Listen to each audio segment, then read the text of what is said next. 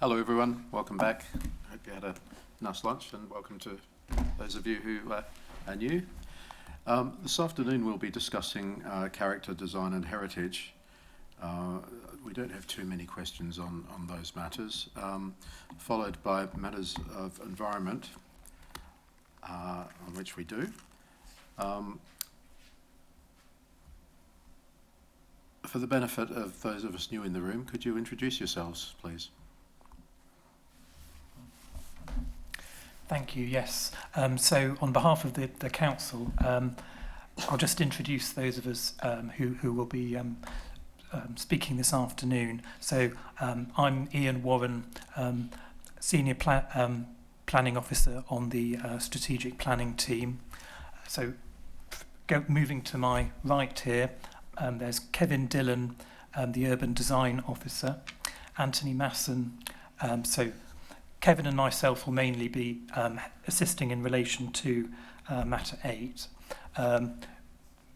Next to the right is Anthony Masson, also Senior Planning Officer on the with the team here at Crawley, and to the right of him, David Monk, who's assisting us in relation to environmental health. So they will be assisting in relation to environmental protection. And then further to the right, Sophie Gilbert, Trainee Planning Officer, and Elizabeth Brigden, Planning Policy Manager, who will be providing further comment as and when required. Thank you. Mr. Hendy. Hello, Mark Hendy, Senior Planning Manager for Persimmon Homes, and I'm here in relation to Matter 9, Issue 1 on environmental protection. Thank you. And hello, Mr. Khan. Got your. We've received your emails. My name's Glenn Rawlings. I'm the one of the inspectors, along with my colleague David Spencer. Could you introduce yourselves for the benefit of the council, please? Yeah, I had a bit of complaint. That's why I'm here. I own a piece of land right opposite Crawley Police Station, adjacent to new blocks there. Shall I continue?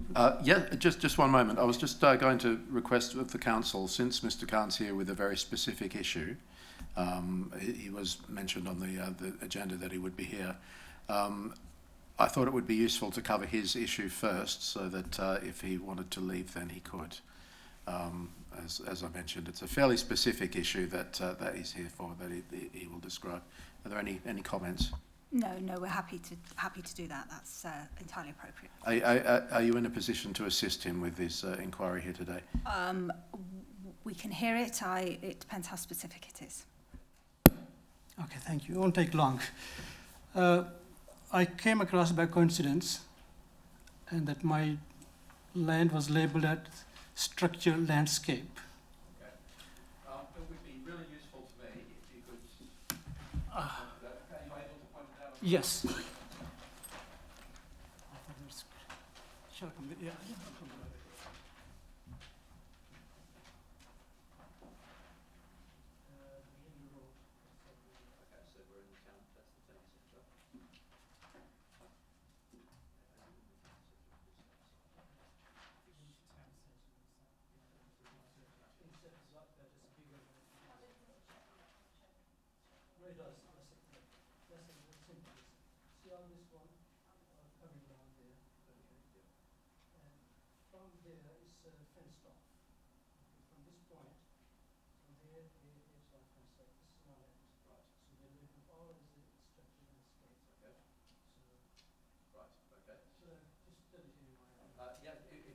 Let's go back to the microphones just for the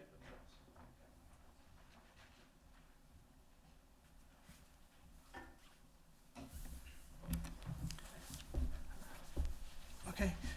So, I mean, NPPF states clearly that the landowner should be informed at first stage.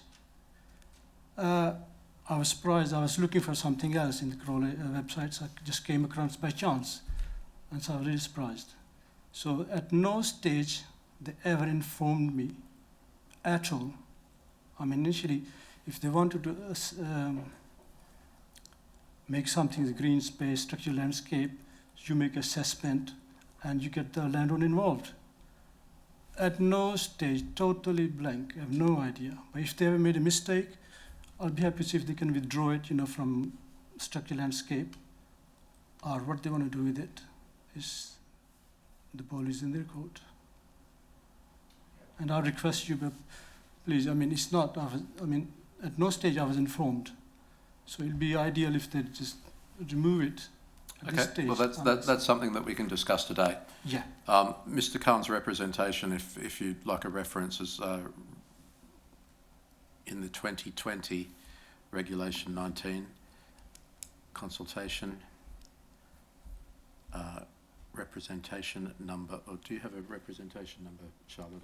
I don't have one directly to hand.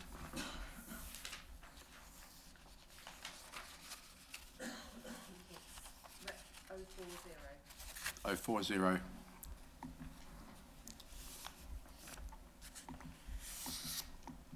And I think just reading your representation today and yesterday, Mr. Khan, that's basically summed up your argument here today. That's right, yeah.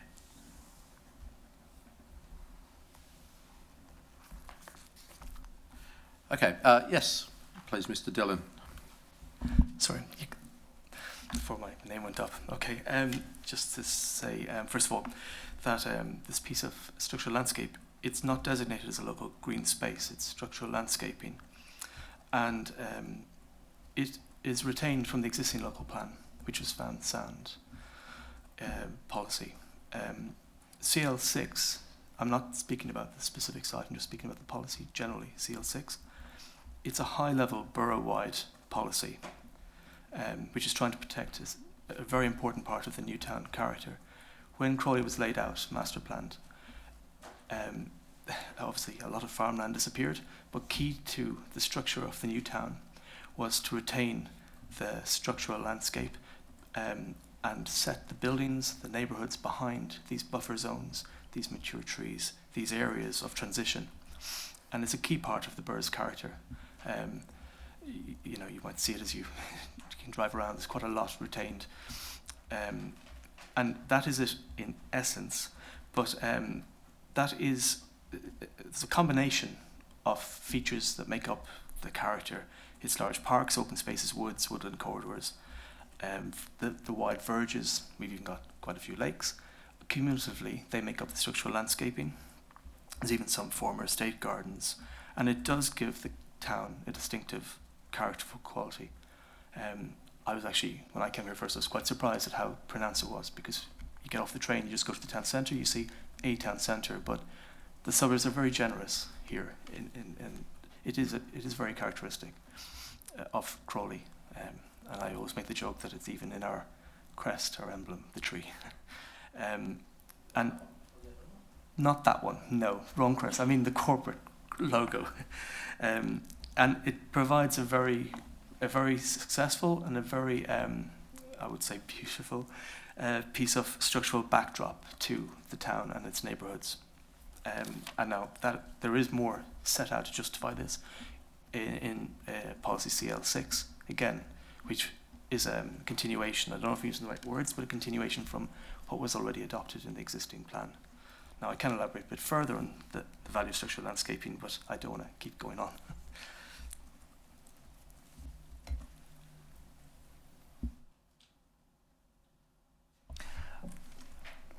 I think if I could just add, I think Mr. Khan's representation refers to, as I think Kevin just alluded, local green space, which is not the same as structural landscaping. So we do have a local green space in the plan, but it's at another location in Highfield. So I guess one point we would make is that the reference within the representation that is quoted, I think relates to to designation of green space rather than something like the structural landscaping policy, which is more of a sort of strategic type of designation and is less I suppose, specific in the types of restrictions that it places on particular areas within the area so designated. I just add a bit more after I get away from our policy, just to talk a bit more about the MPPF and the evidence base that back this up. I mean, later on a question was asked under Metro 8 in regard to the 2009 character assessments, which are very high-level macro assessments of the structure of the borough. The quick answer to the question on the agenda is, are they still relevant? Very much so. They provide that evidence base which pick up on this quality in the first instance, but it's quite clear, I understand from the MPPF how important existing character is to an area, and how much more nuanced now I would say thankfully, can be with character. And again, I referred this morning in the 10 characteristics of good design. I can't remember if this is the word good design. Yeah, I think it is. 2 of those headings is context and identity. And it's very clear within both of those chapters from government guidance how you identify what is and what is not good character. And I may refer to this later again, but there's a clear evidence base and a clear methodology referring to Historic England as methodologies as well, and how you can use criteria to come to those conclusions. And I would say that we're very much in line with what is set out in those chapters of the National Model Design Code as well, that they support this also, not just what's in our RJ, etc. Yeah, I think it's very important to go back to the background of this site. In 1960s, this was Mitchell Farm, and was compulsory purchase for Commission for New Towns. And this, if you look this again site, initially, from there the bend was going there, right? The road's supposed to go from there to Southgate Avenue. So that's why it was left over. And eventually,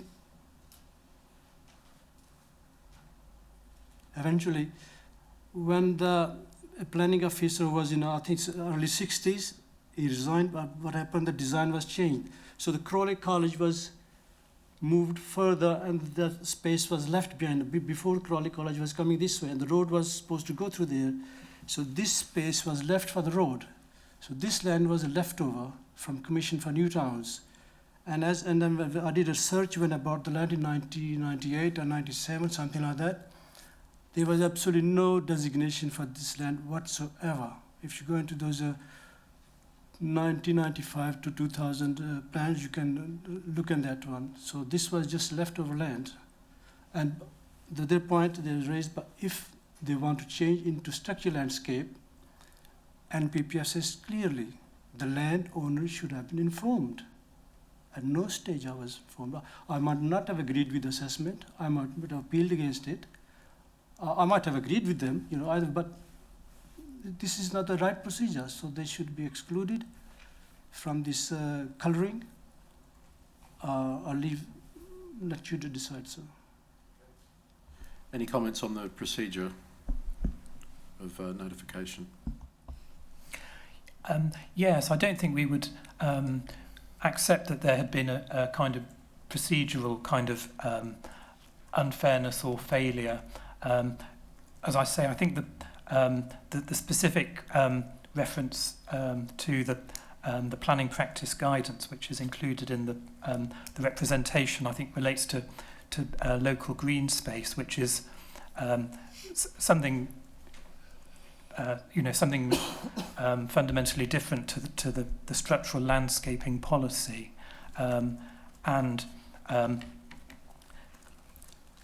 we accept our legal responsibilities in terms of consulting on the contents of the local plan, and accordingly, Mr. Khan has made his representation in relation to that. But we think that the identification of the area of structural landscaping as set out in the plan is justified. Okay, Mr. Khan. This isn't a forum in which we make decisions instantly. We'll of take course. away everything that we've heard, and it'll form part of our report. Is there anything else that you'd like to say in relation to this issue? Yes, just one final thing. They immediately after bought this land, they put TPU on it, right? Poplar trees, ash trees, and oak trees at the back. But the lifespan of these poplar trees maybe only 10 years left. All those crowns are dead. So I removed a tree. Council asked me to remove it because it was about to so dangerous. It could have fallen on the footpath.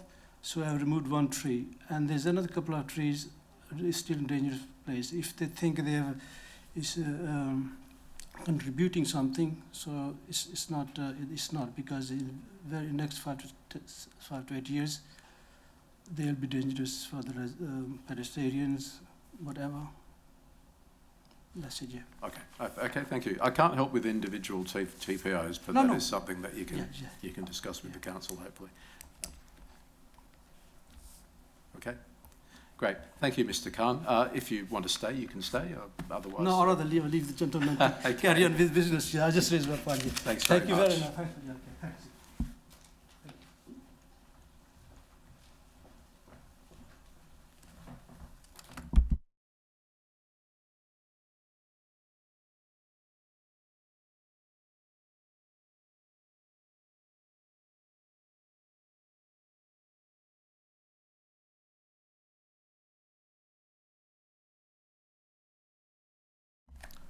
Okay, thanks very much, everyone.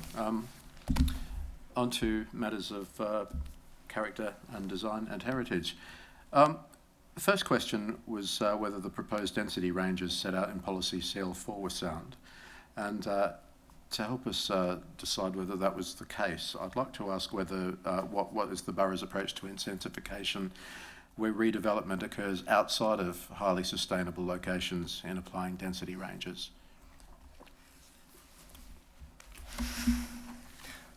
I will answer this. I'm sorry, Mr. Rollins, could you just repeat the last sentence? Outside of the highly sustainable areas that are identified along the fastway routes in the town centre, what's the council's approach to intensification?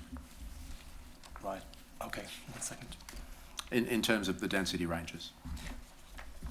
We do obviously have a minimum density range which applies subject to character to all areas.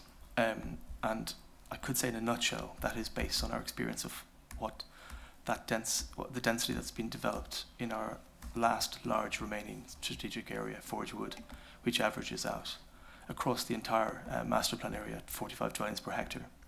Now that also aligns with, correct me if I'm wrong, Ian, but they're the National Model Design Code area types. So we've used both national guidance for typology of density, if that's the way to say it, as well as what we have experienced in the borough, what the market has delivered over the last years. That is it in a nutshell. It's capped at that because primarily, and actually fundamentally, because there's not transport infrastructure to enable density to increase significantly above that number without it impacting on the both the infrastructure, congestion, parking issues, even parking blight. So that is, again, a simple, quick answer to that. I mean, you could elaborate further on different parts of the borough depending on character itself, but generally you can do many different versions of buildings or residential accommodation or commercial accommodation which will equate to the minimum density. It's quite hard not to achieve that density because it's quite low, even though some people call that. Even though in the wider Sussex area, it's not a low density by any means. It's quite high. In terms of making efficient use of land, and what we're aspiring to do here to make effective use of land in Crawley, we call that low density. Crawley's low density is not necessarily low density in other parts of Sussex. I understand, thank you. In terms of the prevailing typology of Crawley, most of it is sort of very new, identifiable as Newtown characteristic. Do you have any sort of examples or pockets of intensification which have occurred in that, and where you've needed to take a specific approach to applying a density range, or has it all been based on existing character? If it hasn't been based on character, it should have been before my time, but it should have been. But again, I'd say it's very hard not to achieve the minimum densities when they're 45, because you can use a combination of townhouses, apartments, and two-storey traditional semi-detached houses to achieve those numbers. But it's clear in the town centre we've achieved really high densities, and that continues. But outside of those areas, the majority of what we have in the new town typologies, although compact compared again to Sussex, say that the stock that was built in the 60s and 70s, it was in the high 20s and to the mid 30s, was still relatively high density compared to the norm. Most of what we have in the neighbourhoods around the town centre and around Three Bridges would fall under the lower density threshold, and most of that was dictated again by parameters around car parking and the cost of delivering car parking and surface car parking requirements traditionally, let's say. So in the most recent outer scheme, outside of the high density transport infrastructure catchment area you referred to earlier, like to say Forge Wood, there's quite a few apartment buildings as well as houses. So you got that juxtaposition of 4 stories, 3 and 4 story apartment buildings right beside semi-detached and detached homes, and even some bungalows. Forge Wood, of course, is the most recent example. Some of Crawley Homes' own schemes have developed higher typology approaches around the town. Some very small schemes, one just up the road from here, apartment schemes that are intermingled in an area which is just low density housing. But the Breezehurst scheme, for example, we discussed yesterday, I believe, it comes in at a density of, I think it's 70 dwellings per hectare, and that is also in one of the outer suburban locations. It's higher than what we would say, it's definitely higher than the minimum, but because the surrounding area is such a low density, the cumulative density overall in that area, it's very helpful to keep the shops open, to have one scheme of 80 units that's higher. So that's a scheme that we've brought forward ourselves as a council. And again, that manifests into a combination of apartment buildings, 4 stories, and 2-story homes.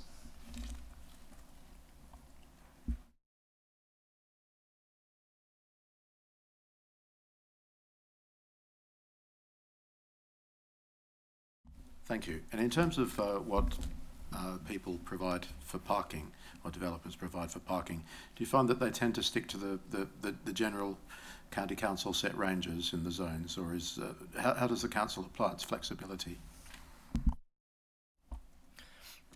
Well, we talked again this morning, didn't we, about flexibility, and there has to be a lot of flexibility in an area of the town centre, because the density levels that are achieved here, or ranges, are so high that they're not schemes unless you build an extensive underground car park. People generally aren't prepared to pay the extra premium for that.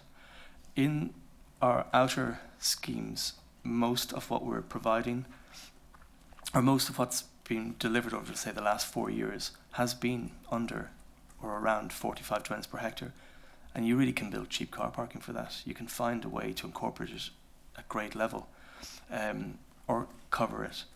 It's not necessarily beautiful, and thankfully we have now reference in the NPPF and to the National Model Design Code to try and improve these things. But that's just the beginning of a new battle. But funnily enough, I personally think at that density level of around between, say, 40 and 60, you can achieve you'll still get a lot of surface car parking and probably not so beautiful a district because of it.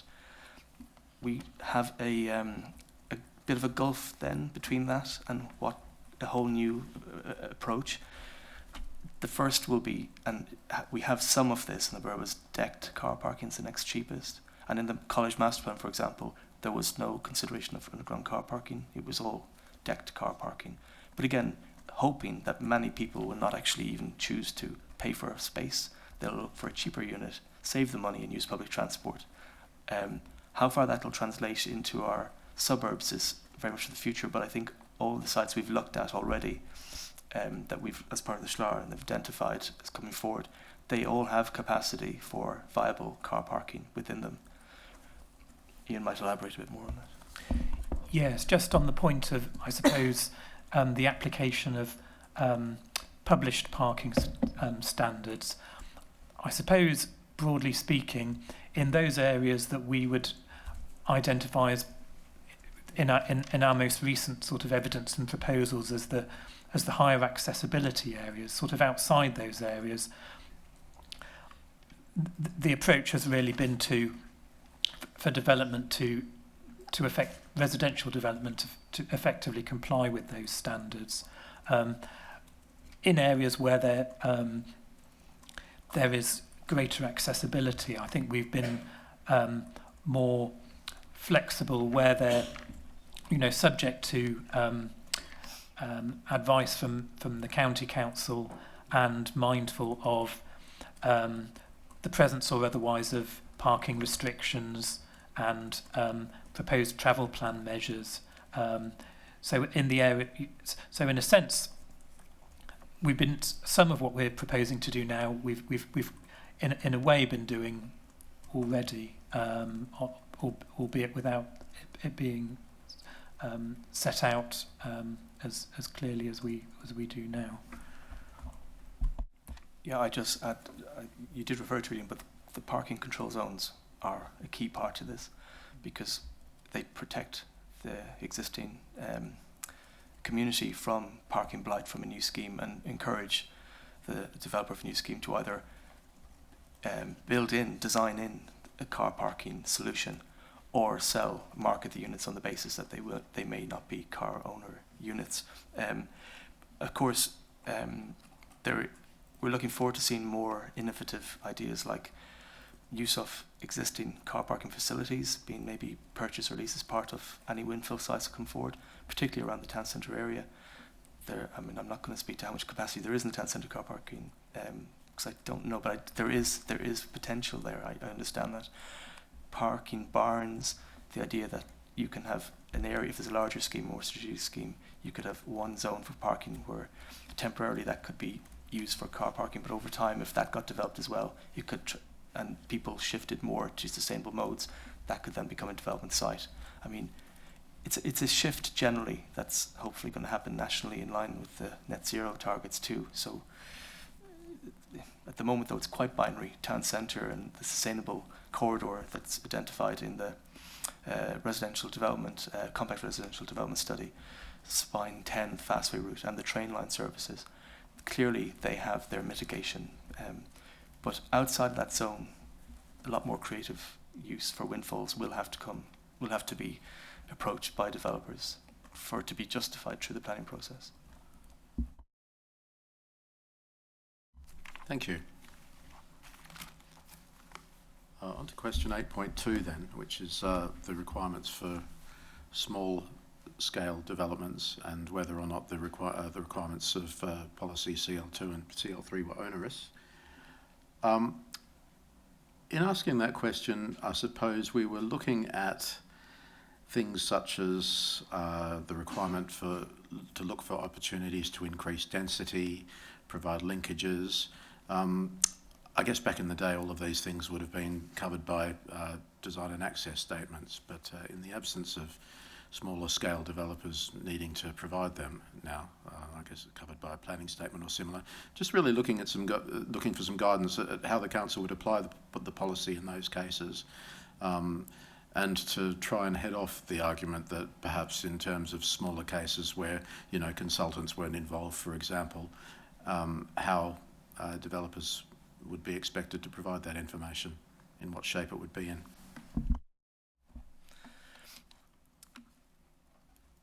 I mean, by small developments, we assume under 10 units. So there is a lot of flexibility in this. And I mean, the entire point of the CL policies, for example, with these requirements, and hopefully with the modification that we submitted, is that there's a sliding scale, a clear differentiation in requirements between depend on the size of an application, so as to lessen the burden considerably on small applications compared to major and strategic applications. There's an element of discretion, of course, as well, that we should use. I mean, some sites they can't answer or respond to certain things that are being asked in strategic policy CL2, for example. In theory, we would want them to apply all of the new codes in our default National Model Design Code, for example, but every site has to stand on its own merits. But it's the whole point of having the sliding scale between, say, CL2 in particular up to CL4 and then CL5 is that, depending on the size of your proposal, you know more clearly what your requirements are. And only major and moderate high density applications as well are asked to meet certain conditions or certain requirements. Again, necessary because with moderate and high density, you're talking about something over 60 dwellings per hectare, you can create more harm or impact on the existing community. So it's not just the size of the development, the sliding scale, it's also to do with the density of the development. So yeah, again, just to repeat, there's 3 clear thresholds we think we've, as we set out in our MIQ, CL2, CL3 and CL5. And hopefully CL5 has now consolidated itself better now to deal with strategic, large is the wrong word. Strategic is the word, strategic applications over a certain threshold.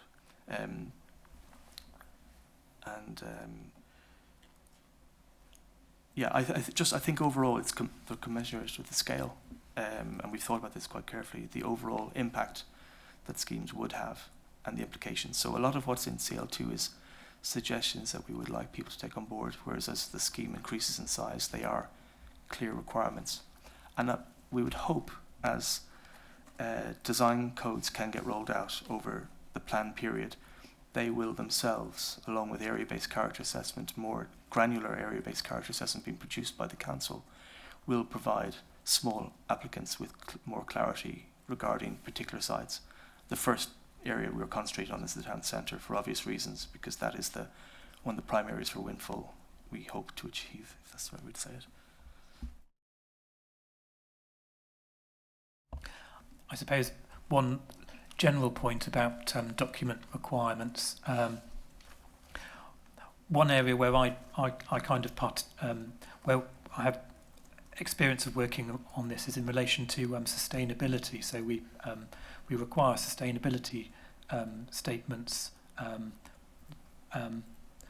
right down to small schemes, and in the way we approach that, it's very much we are mindful of the scale of the scheme, and the document requirements themselves are applied in a proportionate way. So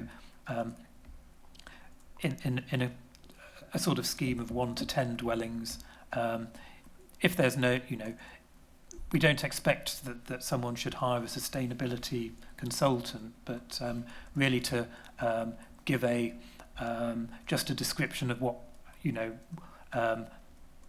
how the development will, how it will be heated, for example, if there's a particular standard that they're aiming for. So very often it can be dealt with as under a heading within a planning statement or similar, rather than necessarily needing to be a sort of a separately produced document. And for example, in our planning and climate change SPD, we include a template that people can use to sort of respond to to provide the statement. I would just add one more thing in regard to the density ranges themselves. In the areas where moderate and the high density minimums apply, I mean, the moderate density range starts at 60 dwellings per hectare. I mean, it's very easy to achieve a 60 dwelling minimum requirement with just a 2.5 story building or a 3-story building. It's not something that's too radical for a small scale developer to achieve. It is different in the town centre where we have a minimum that jumps up to 200, because I mean, to achieve a 200 DPH you know, you're talking about like at least a 5-story building. But then again, the site conditions will dictate. I mean, if you're not going to generally achieve that on a very small site anyway, because of the numbers involved in a small-scale development. But if somebody had a small plot within an area suitable for that minimum density range, you know, if the surrounding buildings were all 2 stories, it would be out of character in the first place anyway. So that's why, as guiding policies, as strategic policies, you also have to balance it with site-specific conditions every time. Density is not the determinant of the design, of course. It's the outcome, as you've mentioned in your evidence. We also acknowledge the modifications in those policies, and think that they add clarity. The next question relates to policy CL8, and it's a densely packed question. Our apologies. There's a few different strands in there. Just briefly, first of all, the travel links. How would the application of the travel links between sites and across various boundaries, how does it work in practice? So, if a developer comes to you, for example, seeking guidance, given that the alignments on the map are at sort of a macro scale, how would you help a developer to interpret those? So I'm assuming you're particularly referring to active travel links. Yep. What we have at the moment is the LC Whip map, which is referred to in the borough, which is it's very high level, but it's also very accurate. It's based on good evidence, good input that was developed with I think it was state software produced, and it has clearly identified where people want to go to and where we should be. And West Sussex, in partnership with West Sussex, we should be focusing attention on those routes. An investment, and I will come to this tomorrow, but has already begun and delivered some improvements along those alignments. We are, depending on larger schemes, like the Forgewood development, for example, we have looked at connecting to where those LC Whip active travel alignments end or land, and we've reflected that through the development management process by encouraging the applicants to amend layouts and plans to pick up or extend those alignments, for example. That's recently been achieved in grant of permission in Steers Lane at Forgewood. So again, you couldn't make those arguments as you couldn't justify it unless you'd had the LC Whip evidence in the background. West Sussex has additional routes in their transport plan. I don't know how to refer to it properly, but showing cross-boundary routes, like for example the link between Horsham and Crawley cycle route that's planned, and then it continues further east. So that is another piece of macro guidance. But overall, active travel is, apart from what we have in the LC Whip, which is great, it's not as developed in granular detail as obviously highway plans are for improvements. I don't say it's in infancy, but LC Whip is the start of a process that I think is going to become more and more detailed. Active Travel England are being funded more, and hopefully West Sussex are hoping they're going to get more money to support the development of individual routes in this regard. But for now, we're just using the main resource we have and the evidence base we have to dictate. And it is very comprehensive. It includes the town centre and goes right out to the edge of the boroughs.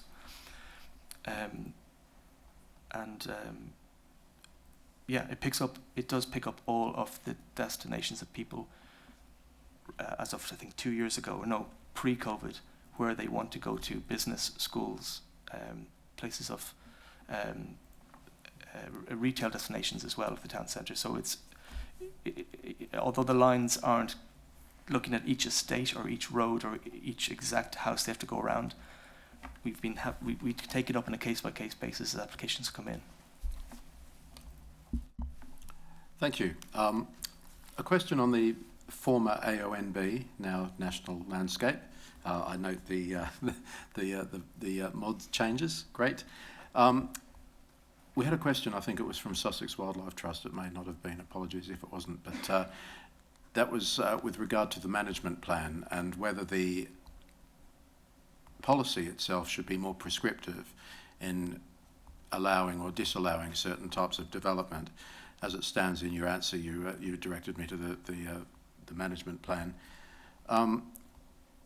Does the management plan need to be tied into the policy in some way?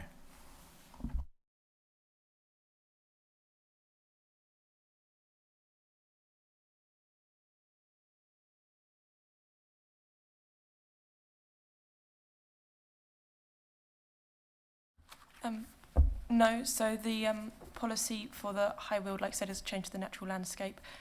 So the policy links to the management plan itself, and in that it has its protections for appropriate development within the area, and it sets out clearly the different types of developments, and it also has associated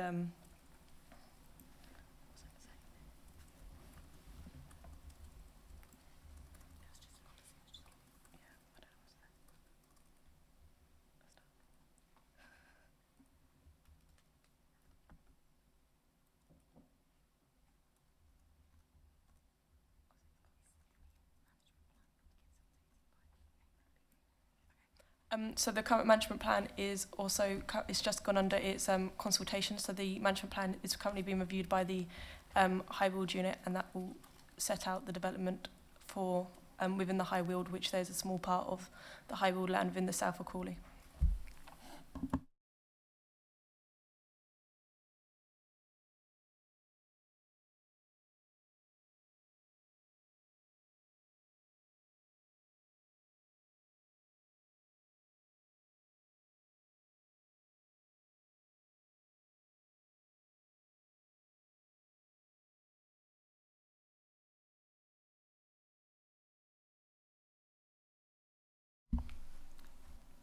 Thank you.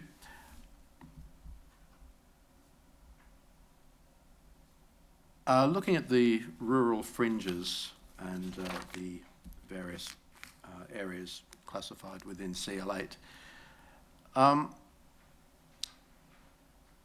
question was based on our knowledge of the areas and also our observations when we visited the site. I was just wondering about the whether or not the policy does enough to preserve the rural characteristics, given that there are hard edges to some of the fringes, particularly thinking of the Upper Mole farmlands fringe where buildings are visible, for example. There's quite a lot of noise, various urbanising characteristics. And, well, the question comes in two parts, really. First of all, does the policy do enough to preserve the specific rural characteristics of those areas? And secondly, has the character of those areas changed over the past few years, and do they warrant inclusion or re-inclusion in the plan as rural fringes? Ms. Brigton. Yes, so for the previous local plan examination, we undertook a very detailed sort of look at the built-up area boundary line and investigated very detailed specific areas where we thought there might have been some sort of change, and that's essentially the built-up area boundary that we've got now. We subsequently from the adoption of the 2015 local plan, we published Green Infrastructure SPD to coincide with that, which provided a lot more detail, a lot more information about the urban fringe areas and the approach that the adopted local plan takes with that. So when we came to review this local plan, actually we were in a very strong position whereby we that the adopted plan position essentially had been taken on board through development management decisions. You're absolutely right about noticing that that hard edge. It's one of the things that we say about Crawley is that it's a new town set within a countryside setting, and absolutely there's some of them the street, that's the built-up area, and that's not. Other areas a little bit different. There are some what you would consider to be perhaps more traditional sort of semi-rural fringe parts of Crawley, but they are, you know, you do have to look and find those, I think. I think from our perspective, we think that actually the policy has worked, the adopted policy has worked, and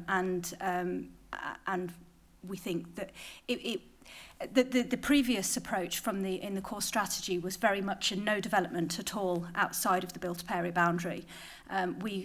Due to changing national policy at the time, we felt we couldn't continue with that, which is why we ended up with the policy that we've got, which actually I think works in a reasonably pragmatic manner within a Crawley context. But I think we also have to go back to the initial policy in the plan, which is policy SD1, which is the presumption of favour of sustainable development, and that really does set the context of Crawley in a countryside setting. But I think that the detail of having the different character areas has been extremely beneficial. I don't know if, Kevin, you wanted to pick up anything else on that? No, I mean, well, just slightly to elaborate, I mean, the new town character being abrupt is very true, and in the east we've got the motorway, the M23. We've got an airport in the north, and that particularly abrupt edge is very much dictated by safeguarding as well. You know, it's a line you shall not cross, and then it's the airport. And in the south we've got half of a motorway. So we have the more, what you would expect, the transition in the west and in parts of the north to the east or to the west of Manor Royal. So they are protected, and I think the policies very much reflect that, as Elizabeth mentioned, the individual character areas are identified. And they are altogether part of Crawley's character of a compact town in a countryside setting, and it is very important, as set out in the Compact Development Residential Study, I think it's in Chapter 4, how important it is to Crawley as a town that people can access not by just getting a car and driving, but quickly by bike and by walking, access genuine countryside from where they live, from most parts of the town within 8 to 10 minutes walk distance from where they live. And that is a very attractive feature of the character of Crawley. But again, a lot of the town you have to cross a motorway to get there, and you definitely aren't going to get that if you go straight north, because you've got the airport. So we're not. I thought you were going to make mention of the 15-minute city there at... I think we're even more specific than that, aren't we, with our 8 minutes? Yeah. Great, thank you very much. 8 and 10. Okay, one final question on policy CL8 then, in response to a query which was definitely raised by the Sussex Wildlife Trust. Should CL8 include a presumption against development affecting sites designated for their importance to biodiversity?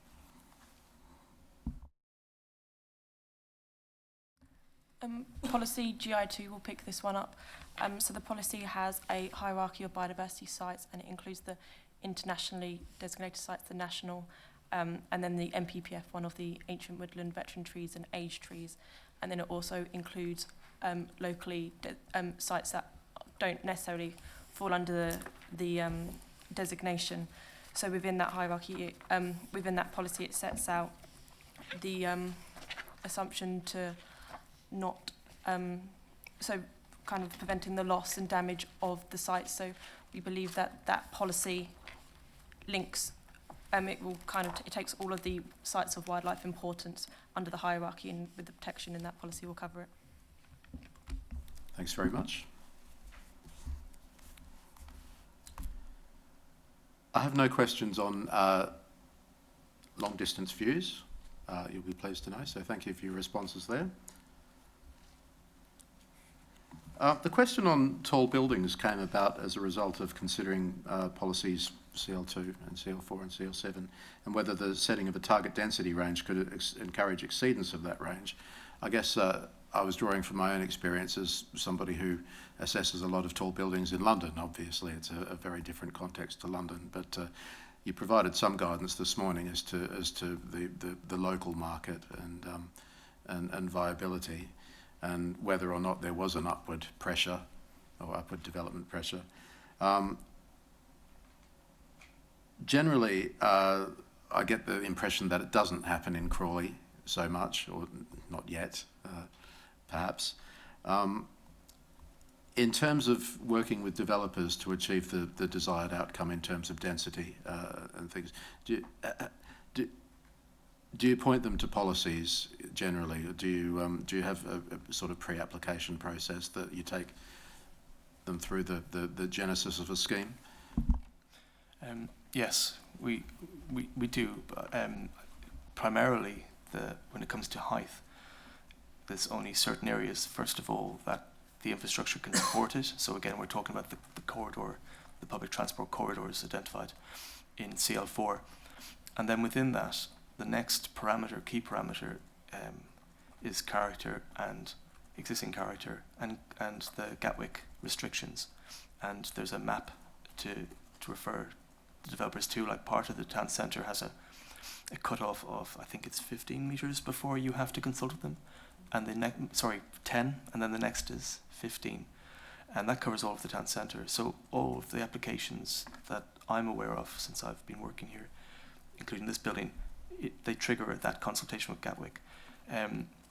It's not, from my memory, it's not like cost prohibitive, but it's not something you would pay for if you weren't serious about an application.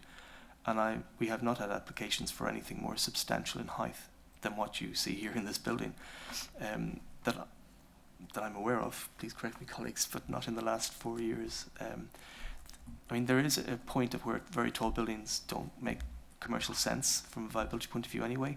I mean, anecdotally, I believe they're often kind of a trophy signature building more than actually something that makes practical sense. And even at density terms, you really achieve, you max out your density at 8 stories anyway, or 10, to get really high densities. And there's probably a limit in what developers feel, how much residential stock they can bring if they were developing massive towers, because as prices go up, how many penthouses will people buy, I guess, on a 20th floor or something. But again, there has not been any applications that I've been party to that have tested taller structures with Gatwick. But that is possible, and exemptions can be made. It's all based on the radar. My colleague Anthony can, if you really want to know how they do it, there's 3 criteria which they look through, and you pay them to do this. And there's a certain amount of height they will allow, such as this building, which is over the 15 metres. If it's similar to the London City Airport assessment process, then I think I'll probably... It has to be, doesn't it? Yes, I'm not familiar myself. I think that answers your question on height. But just to conclude on the density, we're really comfortable on the numbers, the housing numbers we're talking about, that we will achieve those figures based on the heights that are in those opportunity sites. And there's significant scope for more windfill projects to come forward as well to achieve it. Height has not been a restriction on the quantity of units so far. And the last thing, in terms of, you say, should there be a study, I refer to that. What we believe would be better, and also, I should have said this in regard to active travel, the national NPPF talks about area-wide design codes. I would hope, as part of the town centre design code, that it will be an area-wide code which will pick up those issues as well.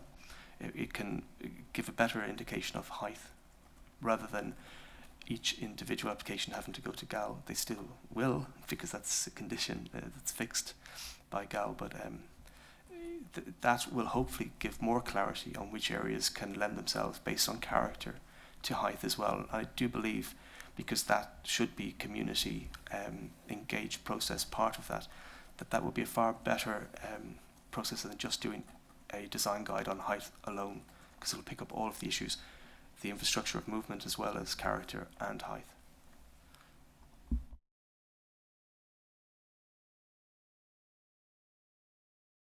Thank you.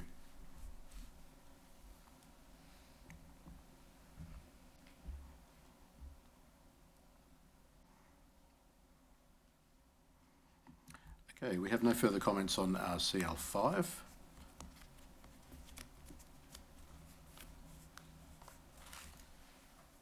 In terms of the nationally described space standard, I was just wondering if the council could turn to paragraph 8.7.3 of its statement and just explain in a little bit more detail the comment, the link that you've made there between viability and windfall delivery. This is 8.7.3. Yes, please.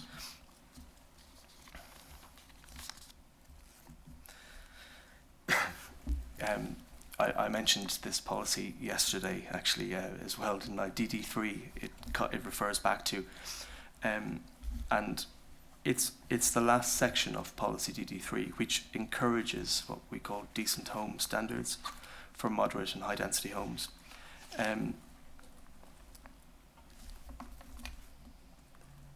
We say that making such homes more viable to deliver for the development industry by making them more attractive to a wider residential market. They're hopefully resulting in a greater demand for compact, sustainable living, and that will ultimately be reflected in windfall numbers. Now that's the hope, that's the intention of those requirements. They're quite basic, and I'll refer to them if you want me to. I can read out those, but they're set out in the policy. What this is trying to encourage developers to do is to provide more than just the standard minimum amenity value to apartment design typology. At the moment, larger homes, rather than just say a starter one-bed apartment, if somebody buys in Forge Wood, say one of the starter homes, a 3-bed or 2-bed family home, they have certain qualities apart from the space standards that they really appreciate. A bit of extra storage space. They can just sit outside the back and have a little table and chairs that fit, whereas in an apartment it could be a very small outdoor space. So DD3, it encourages just small improvements like a slightly higher ceiling, more storage space, better. They're not about making the units much bigger, but just that little few elements that make a home that more usable. And it's trying to set out that if the type of units that are developed in a higher density, moderate density location incorporate some of those features, you're going to attract people out of, say, a suburban approach, because it is very binary at the moment, and this is very much set out, I know, in, I think, Principle 3 of the Compact Residential Development Study, Chapter 4, Principle 3. No, it's Principle 4. That it's very binary at the moment. You either get a minimum size apartment with minimum storage space, or you get a house which has its back garden and its attic space and the car on the drive. So it's to try and encourage the industry to find a hybrid, and that would apply to anywhere in the UK, of course. But that's in the supporting text and introduction to the chapter 5 in the plan. There's also a reference to this and discussion around it as well, introducing why we believe it's important. It's over the long term we want to encourage more families and sustainable communities to live in compact settings.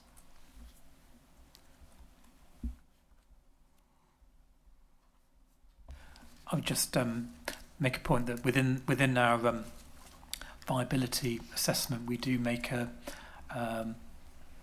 we do put an additional in higher density sort of town centre topologies. We do add an extra 1%, I think, on top of the build cost to make an allowance for what we anticipate would be additional sort of design related costs.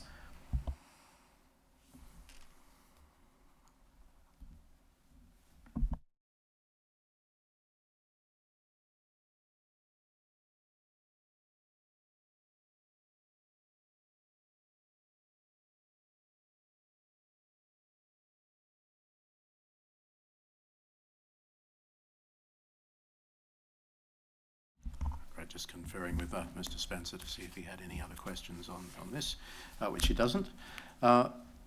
The question I had on the ALSC, locally listed buildings, well, I think we probably covered this morning in the Crawley College I think I've got enough information to completely understand the council's council's approach there. Similar with the area of special local character. I understand that the council does have some designated areas already. How has that been received? I've only come across them in one other borough in quite a few years as an inspector, and just wondering how they've been received by the community at large, including developers, and whether they are viewed as similar to conservation areas, or if they have their own identity outside of us here in this room.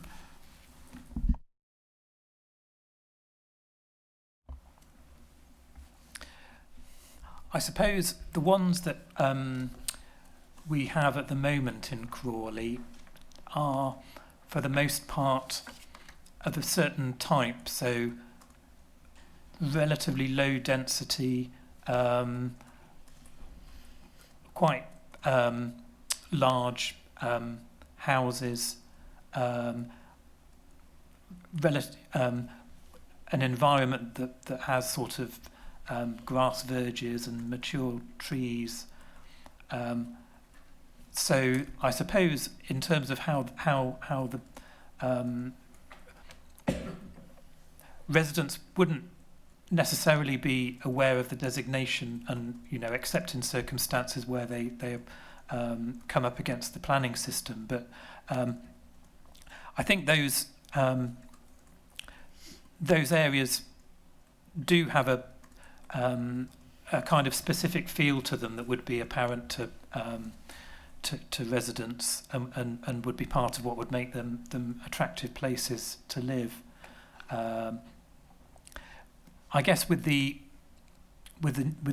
additional ones we're proposing, those include some higher density areas, including some areas of new town development and some areas of sort of late Victorian / Edwardian development.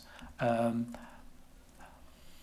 those, even so it's a slightly different, I suppose, a slightly different feel and a sort of slightly different relationship in terms of the community. But I guess in terms of the sort of pre-World War I areas, those in a Crawley context, those do have quite a distinct feel to them anyway, because there's not a huge amount of housing of that nature as compared with London, for example. And the new town areas, the ones we're proposing, are sort of centred around the neighbourhood centres. So I suppose it would be a slightly different understanding for residents there, in the sense that the area kind of reflects the new town kind of ethos in terms of co-location of housing, sort of neighbourhood services, areas of open space. So I think people in those areas would still appreciate them as having a sort of sense of place, that even to the extent that they're not aware of the designation. And in terms of developers, I suppose it helps to provide a framework really for thinking about, because these are areas that sort of have distinctive characters, and it's sort of providing a framework for sort of thinking through development proposals in those areas. I would just add to that.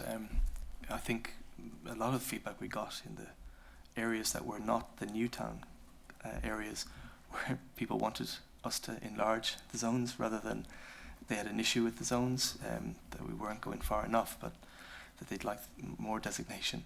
Yeah, and in regard to the new town areas that Ian referred to, very much like the town centre conservation area, there is, and I'm now putting on the hat of efficient use of land, being new town, it doesn't restrict development. Ian just mentioned it providing a framework, and it really is helpful for that, because it starts to clarify, and has clarified, what is best about those key neighbourhoods, those areas, those distinctive features. But within that and behind it, physically behind it and through it, you can stitch in considerable opportunities for windfall, small, albeit small, because these are in the neighbourhoods outside town centre. But it lends itself to efficient use of land while at the same time capturing the qualities of the new town structure and aesthetic and character.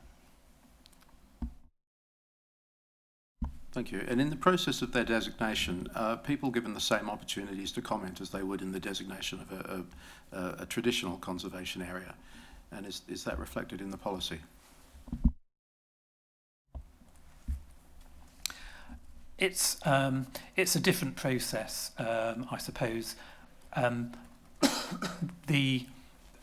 Essentially areas of special local character, along with the historic parks and gardens, as non-designated heritage assets that are on a kind of area type basis. We don't undertake sort of specific consultations in relation to those proposals. We do, in relation to conservation areas, that's a sort of different process because of the legislation being different. So that we sort of keep that separate from the local plan process essentially, and therefore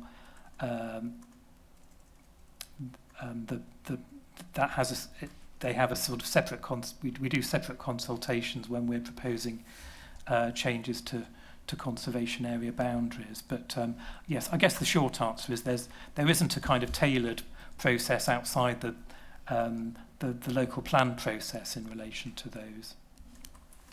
If they have the effect of restricting certain forms of or altering certain forms of development in the way the council views it, is that a fair policy?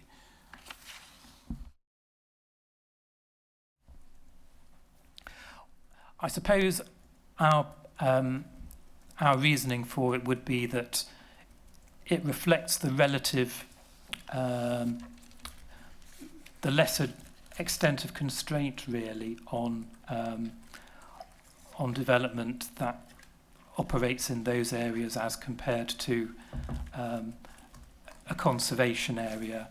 It's so, for example, in conservation areas, there are automatic restrictions on permitted development rights. It becomes a land charge. With these areas, it's an issue that only arises in the context of having to make a planning application, and even then, it's kind of applying a consideration of character that, in a sense, would apply anyway, but it's providing a kind of greater focus for that. So we would say that the lesser degree of constraint as compared with conservation areas would be the reason for that. So that would be our answer. Great, thanks very much. Okay, I have no other questions on this. Oh, Ms. Brigden. Sorry, I just wanted to make a point just generally on the heritage policies, and that was that you will obviously have received that Historic England have fully supported our heritage policies as being appropriate and nationally and compliant with national guidance. So just to add that to the mix. Thank you. Sorry. Just to add as well to that, I mean, I've referred to it already, but again, the National Model Design Code, particularly Part 2, it also, as Ian I think just said, we will be doing this anyway. We would apply character considerations to these areas, which would end up being the same assessment through the planning process. And I outlined earlier how clearly that is outlined in national guidance. Thank you. And your answers have rounded it out for me, so thank you very much. I don't have any further questions. We've considered the modifications. We don't have any further comments on those either, but we will take them into account. I think it might be useful to have a break now, and when we come back, consider environmental topics. We'll have a 15-minute break and return at 25 minutes past 3. Thank you.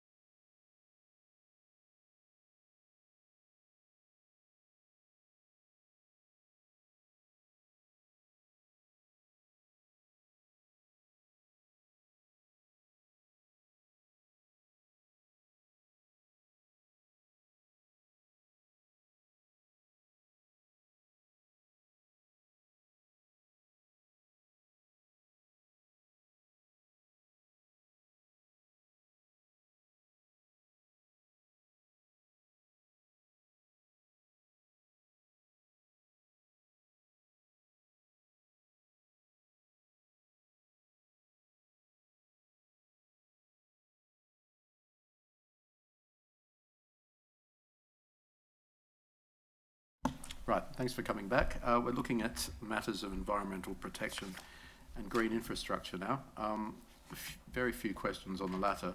In fact, in terms of the environmental protection policies, we've considered the answers and various submissions made in respect of flood risk and highway lighting.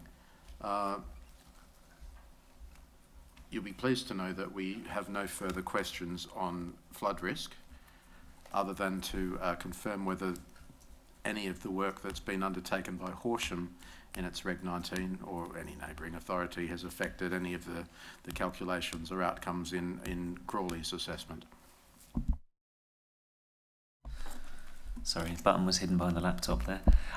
Yes, just on the SFRA update, I think probably the key thing to point out is that we undertook the original SFRA with Horsham, and in updating it, we made a point of liaising with Horsham as well to ask if they wanted to be involved, and they've fed into the study. I mean, essentially it was a Crawley commission, but we've revisited their sites through that updated piece of work, and I think it's certainly what it's coming out with. It's looked at their potential sites, but I think largely, essentially most of the Horsham sites are subject to flood risk. That their district is essentially part of another catchment, essentially. So there's parts of their district to the north that fall within the mole, but it's not sort of seen, I think, as a key area of flood risk. So, but that work has been undertaken though. I think I noticed that some of the assessment as well also went into Horsham's district. Presumably that's part of your watershed and the mole catchment. Yeah, that's absolutely it. Yeah, we've sought to work with Horsham because it's tackling it on that catchment basis. So yeah, absolutely, you're spot on. That's why they've been involved with that. Great, thank you. Jumping forward to the green infrastructure policies, no questions on those either, other than to confirm that they take biodiversity net gain forthcoming requirements into account. So GI3 biodiversity and net gain is our biodiversity net gain policy, and includes the 10% and the use of the metric. And we've included it to make sure that it's the most up-to-date metric will be used whenever they're updated. Oh, and we have the topic paper as well for biodiversity net gain.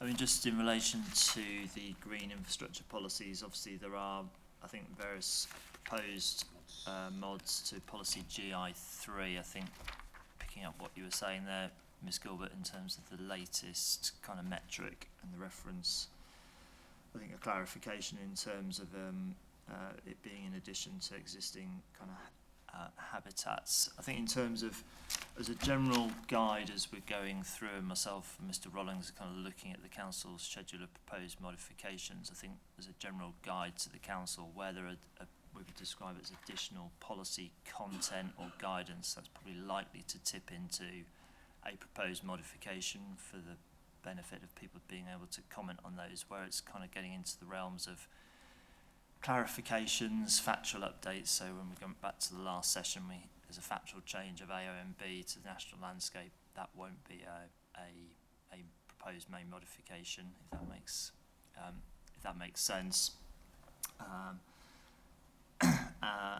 But obviously, the council has got its own kind of degree of latitude to make those kind of changes without them being consulted on as part of proposed modifications. But we understand, certainly to take in sort of GI3 as an example, those are latest sort of recent kind of updates reflecting, I think, what you've had from Natural England amongst others. So things like that we're very much likely to recommend that you consult on as a proposed main modification.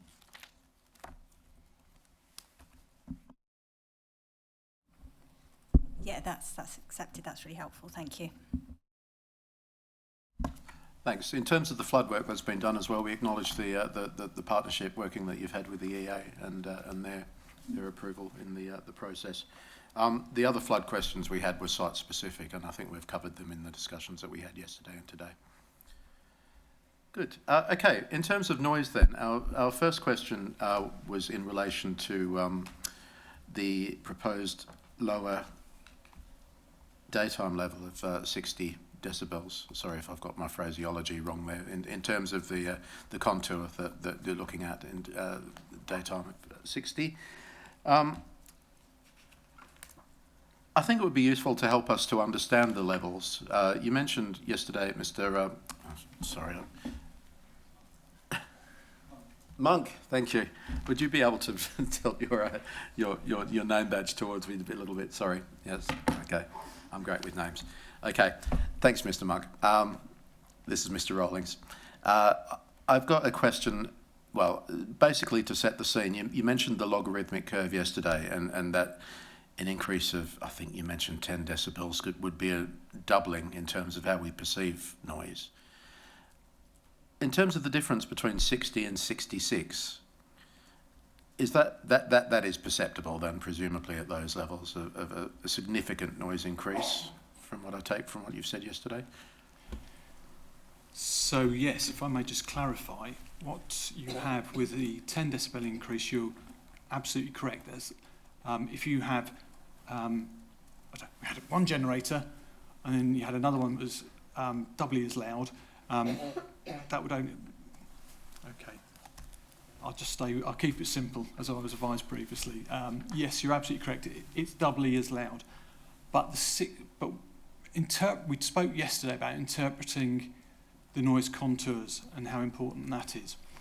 And the difference between, although that's a doubling in loudness, the 10 decibels, a 3 decibel increase is a doubling in of the source contribution. So going back to the generator I was about to talk about, if you had one generator sitting on the floor here of 70 decibels and you had another generator that was 70 decibels, the two of them together would only be 73 decibels. In essence, the difference between 60 and 63 in this case is a doubling of the equivalent to the doubling of an exposure. It's equivalent to the exposure to a doubling of aircraft movements. So instead of having, I think at the moment, Gap, we've got, just trying to think roughly what that would equate to in contour terms, but if you said it's 45,000 movements a year, that 3 decibel increase would be 90,000 movements a year. So although it looks really small on that piece of paper, it's incredibly significant. And we were also talking about the dose-response relationship yesterday. That noise it's a little bit like it's a physical attribute. Forgive me, I don't know your backgrounds, gentlemen. So if I use analogies, bear with me. We're novices, put it that way. Okay. Well, if you think of noise a little bit like a chemical, that you might have a dose of that chemical. We talked about recovery times yesterday. If you have a slightly higher dose, you need a longer recovery time. If you're getting something persistent, a constant exposure to it, then it has a long-term effect upon you. If it's very loud, you can lose your hearing, but we're not talking about those sorts of levels.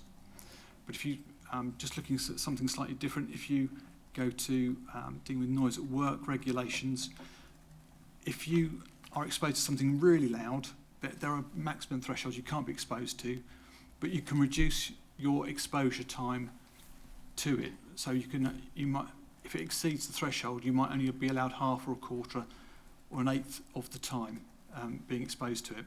So this is what we were saying yesterday about that dose response, and it has that effect if you've got a recovery time, and depending upon how loud it is. So that's 60 to 63. That's already the equivalent of doubling the number of aircraft movements. The 63 to the 66 is another doubling again.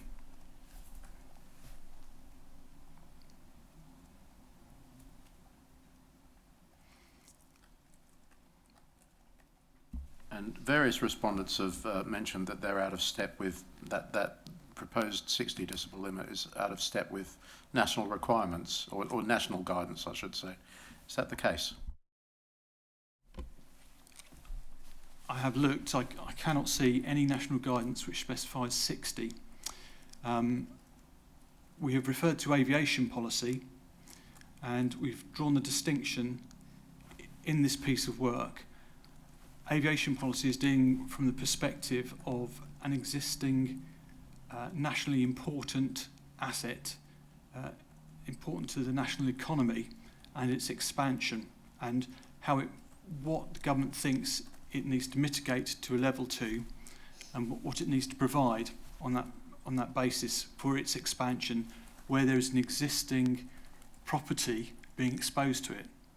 We're actually looking at it differently. We're looking at it from the National Planning Policy Framework and saying, should we be exposing people, placing them in a location where they will be exposed to potentially harmful levels of noise? And it's harmful, that could be harm in terms of causing annoyance, and also we covered health effects yesterday, which hopefully we've gone through on the topic paper and explained that.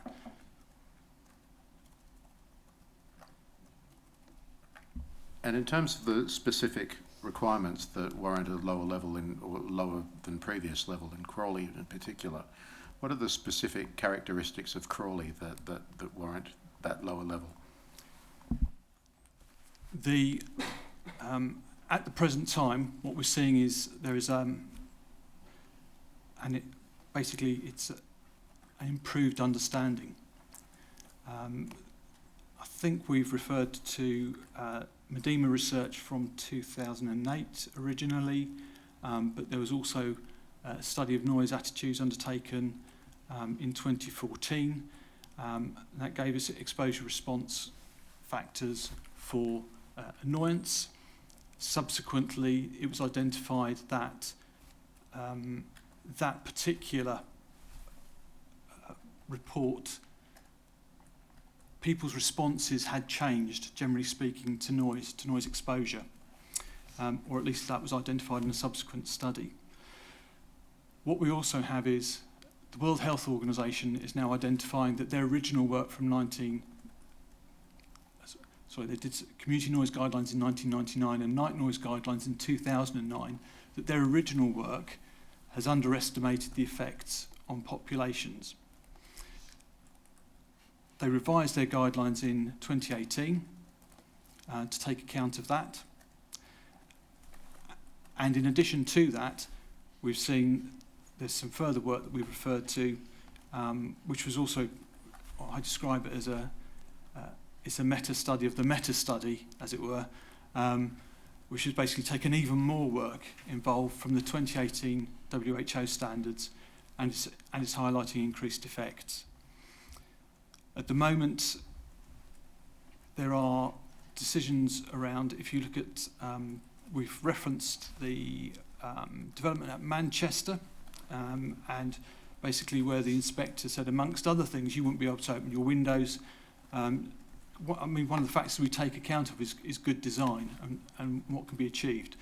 But ultimately, a residing effect of putting people inside and essentially sealing them within boxes, there are questions over indoor air quality, sustainability, and the design. And at the 60, for new development, for good development, to be sustainable, should it be at that location? And we don't think that's the correct location on that basis.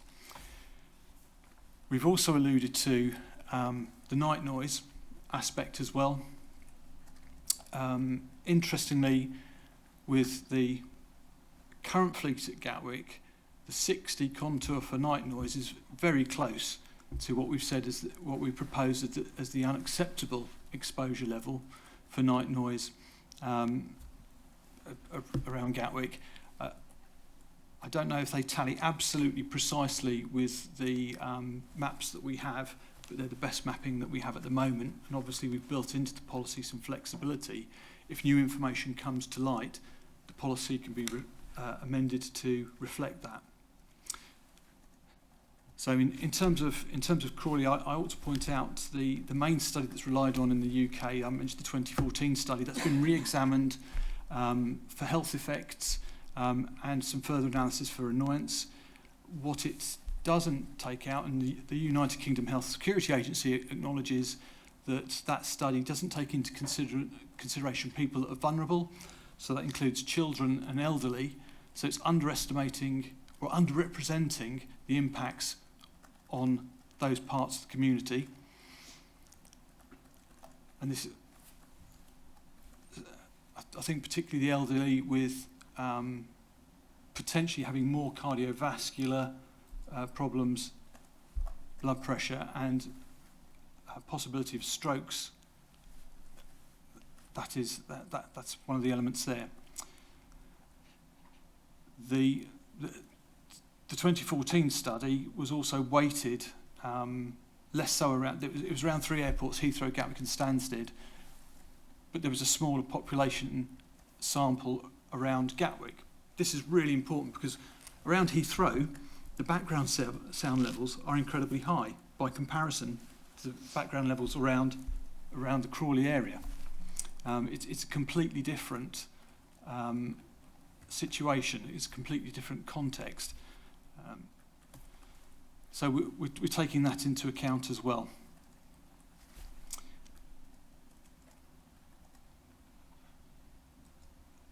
In terms of the aviation policy as well, we were also seeing, I think we've highlighted the fact that aviation policy is starting to acknowledge that they're promoting sound insulation now at lower levels as a form of mitigation, but with a view to permit this development. And as I said at the beginning, we're basically saying we don't want to put houses, and I appreciate the land is safeguarded, but until such time as that is decided on the southern runway, or Gatwick given undertaking they're not going to develop it, unfortunately it's a realistic proposition until that time. You're basically saying, do you want to put people who are probably going to experience something equivalent to a public nuisance in that location, but basically to try and mitigate that, we're going to seal them in. The outdoor space is not going to be a good space. It won't be good design.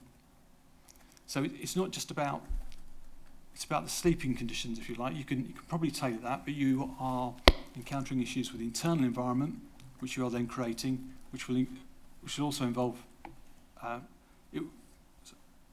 additional energy consumption.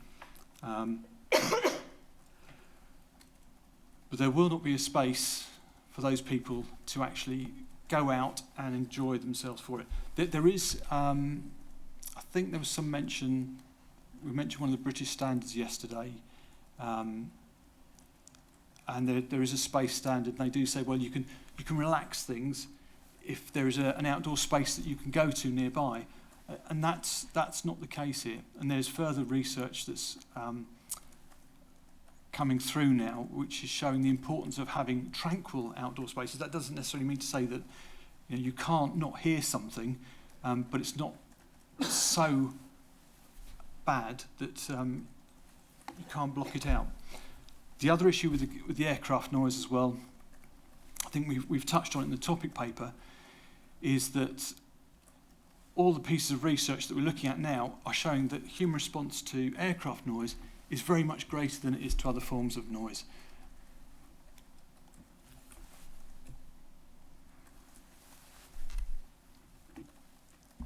And in terms of the differences between the noise contour for ground transport remaining at the upper level, what would be the difference in living within say a 66 decibel area in a house under the flight path, as opposed to living just down the road from Three Bridges Station, for example, and having a similar noise level?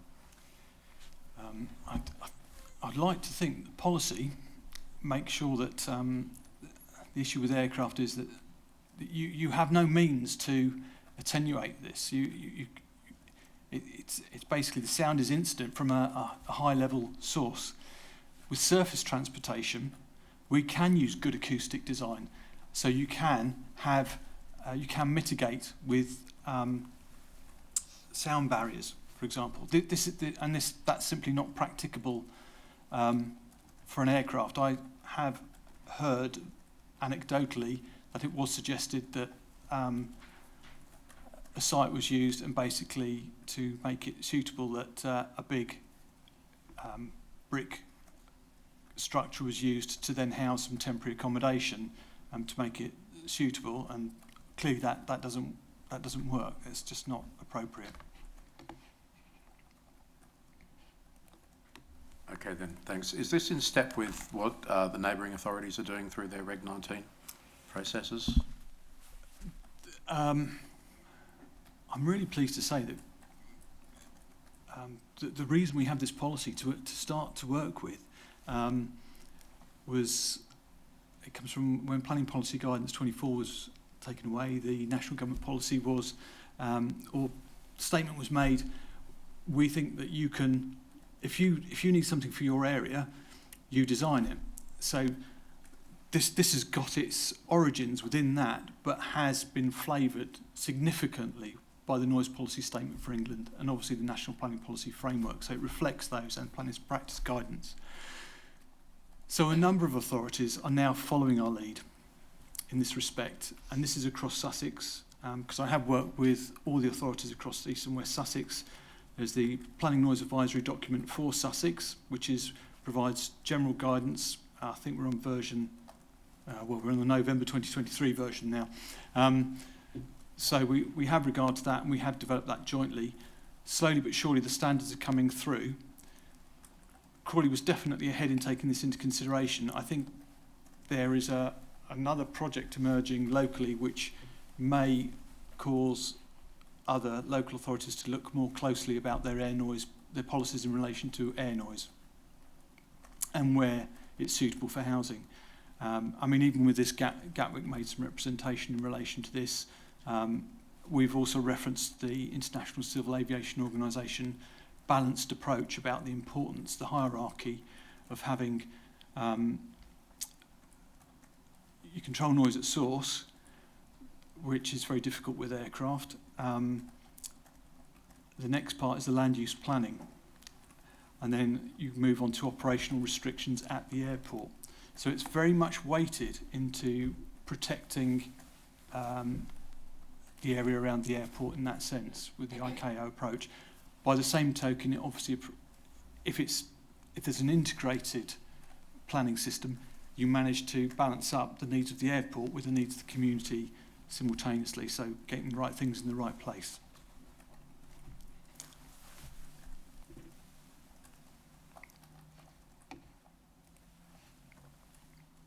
Thanks. Moving on to question 9.3 then. We looked at this, firstly, setting aside the safeguarded land position. That's a separate argument. In order to help us understand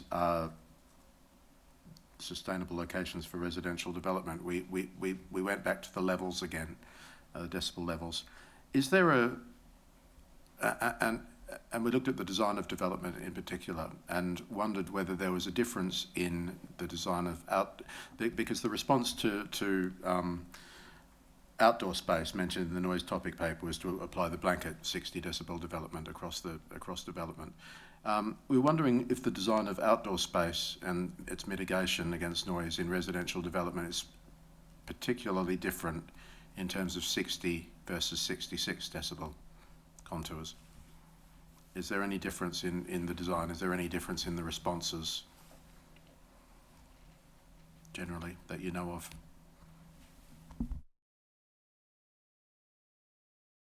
Or would you recommend different mitigation? I think for outdoor spaces, the way you perceive it, it's going to be marginal.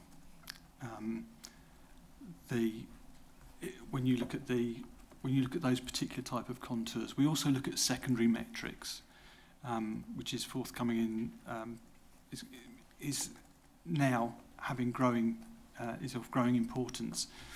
So we talk about the number of above events and the types of impacts that they have. So that's deals with the maximum sound level rather than the average sound level. There's also the number of overflights, which is more difficult to measure. In terms of those locations, I think we have cited the kind of number of noise events that you would be exposed to in a relatively quiet contour, and I don't think there is any mitigation for outdoor spaces, because basically you will still have reflections from other buildings.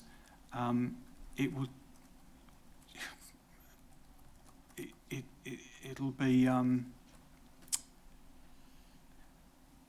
can't honestly think of a good design mitigation for that, other than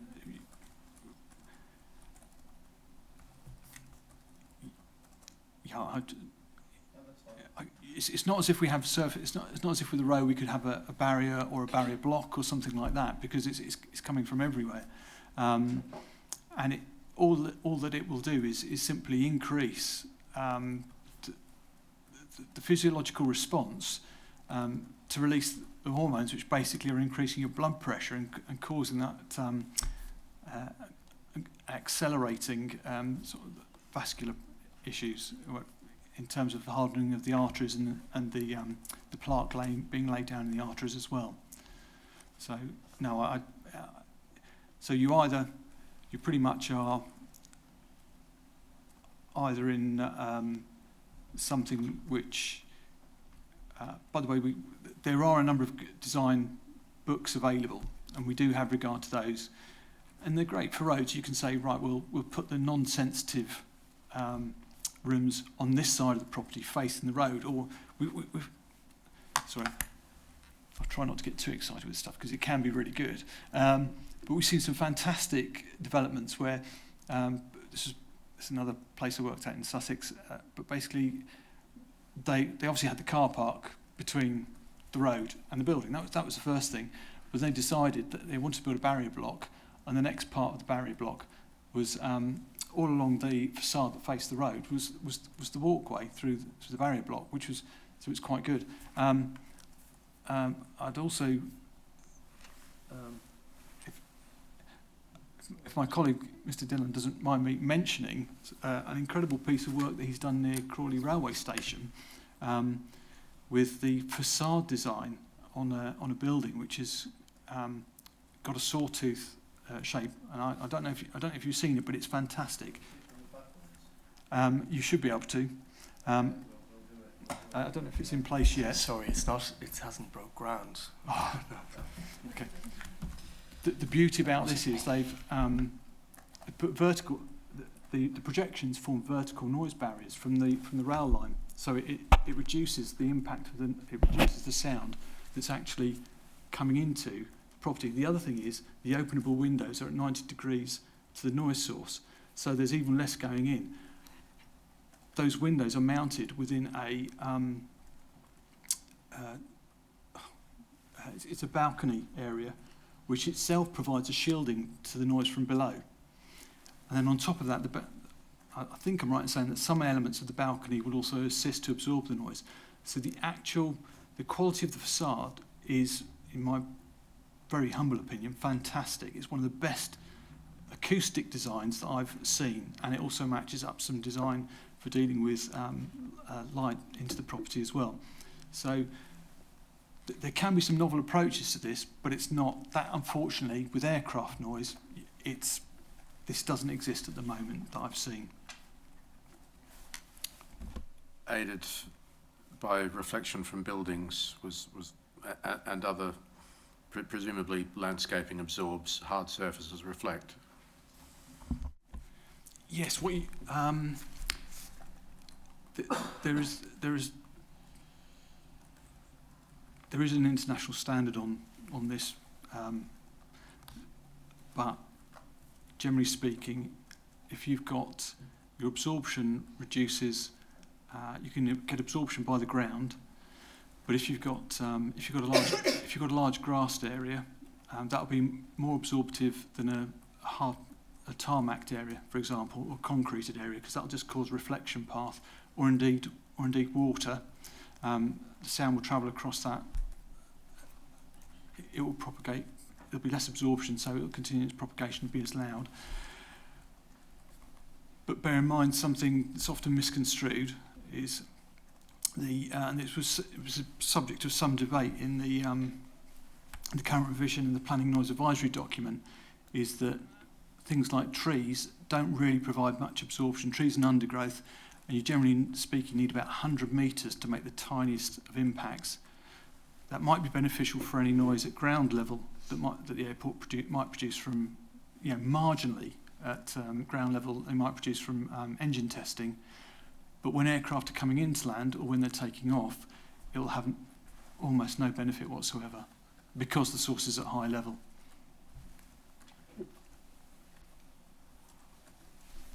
Thank you.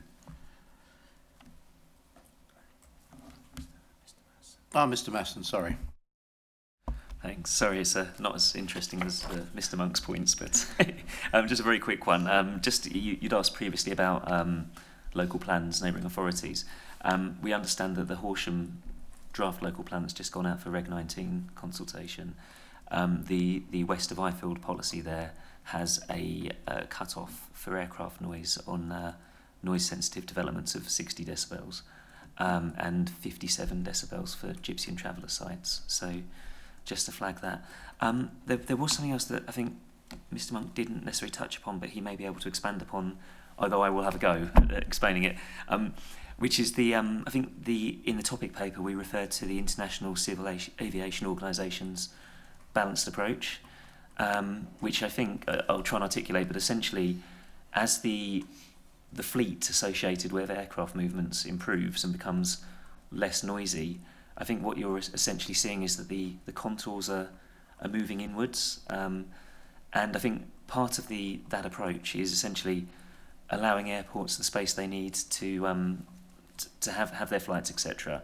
And as those noise contours move inwards as a result of improved flights, the airports are not necessarily seeing the benefits, because what will happen is that opens up to residential uses potentially, if that makes sense. So again, part of the reason with the approach we're taking here is actually the 60 decibel cut-off actually allows that space to grow almost as well. David, I don't know if that's articulated it particularly well, but if you want to expand. I think excuse me, I think you hit it nail on the head. We do refer to it in the topic paper under 9.3, and this is quote from ICAO. It says, and it cites the land use planning. In fact, we've got the balanced approach summary graphic on page 18 of that as well. Just this clarification, but it does say that land use planning and management is an effective means to ensure that the activities of nearby airports are compatible with aviation. Its main goal is to minimise the population affected by aircraft noise by introducing land use zoning around airports. Compatible land use planning and management is also a vital instrument in ensuring that the gains achieved by the reduced noise of the latest generation of aircraft are not offset by inappropriate residential development around airports. So that was the quote from it. It's useful to bring in Gatwick and the discussion there, because in terms of the next question, they did raise a suggested level of 63 decibels. Is that useful in consideration? I suspect I know the answer given what you've said already, but I'd be interested in hearing your view as the view of the airport. Yes, the airport. It is obviously it's a major business. It's the airport operator is basically saying they want a higher sound level than we proposed. That was consistent with aviation policy. Aviation policy is now moving, and there's already indications that it should be lower, even from their perspective. So I think that will be debated in the DCO.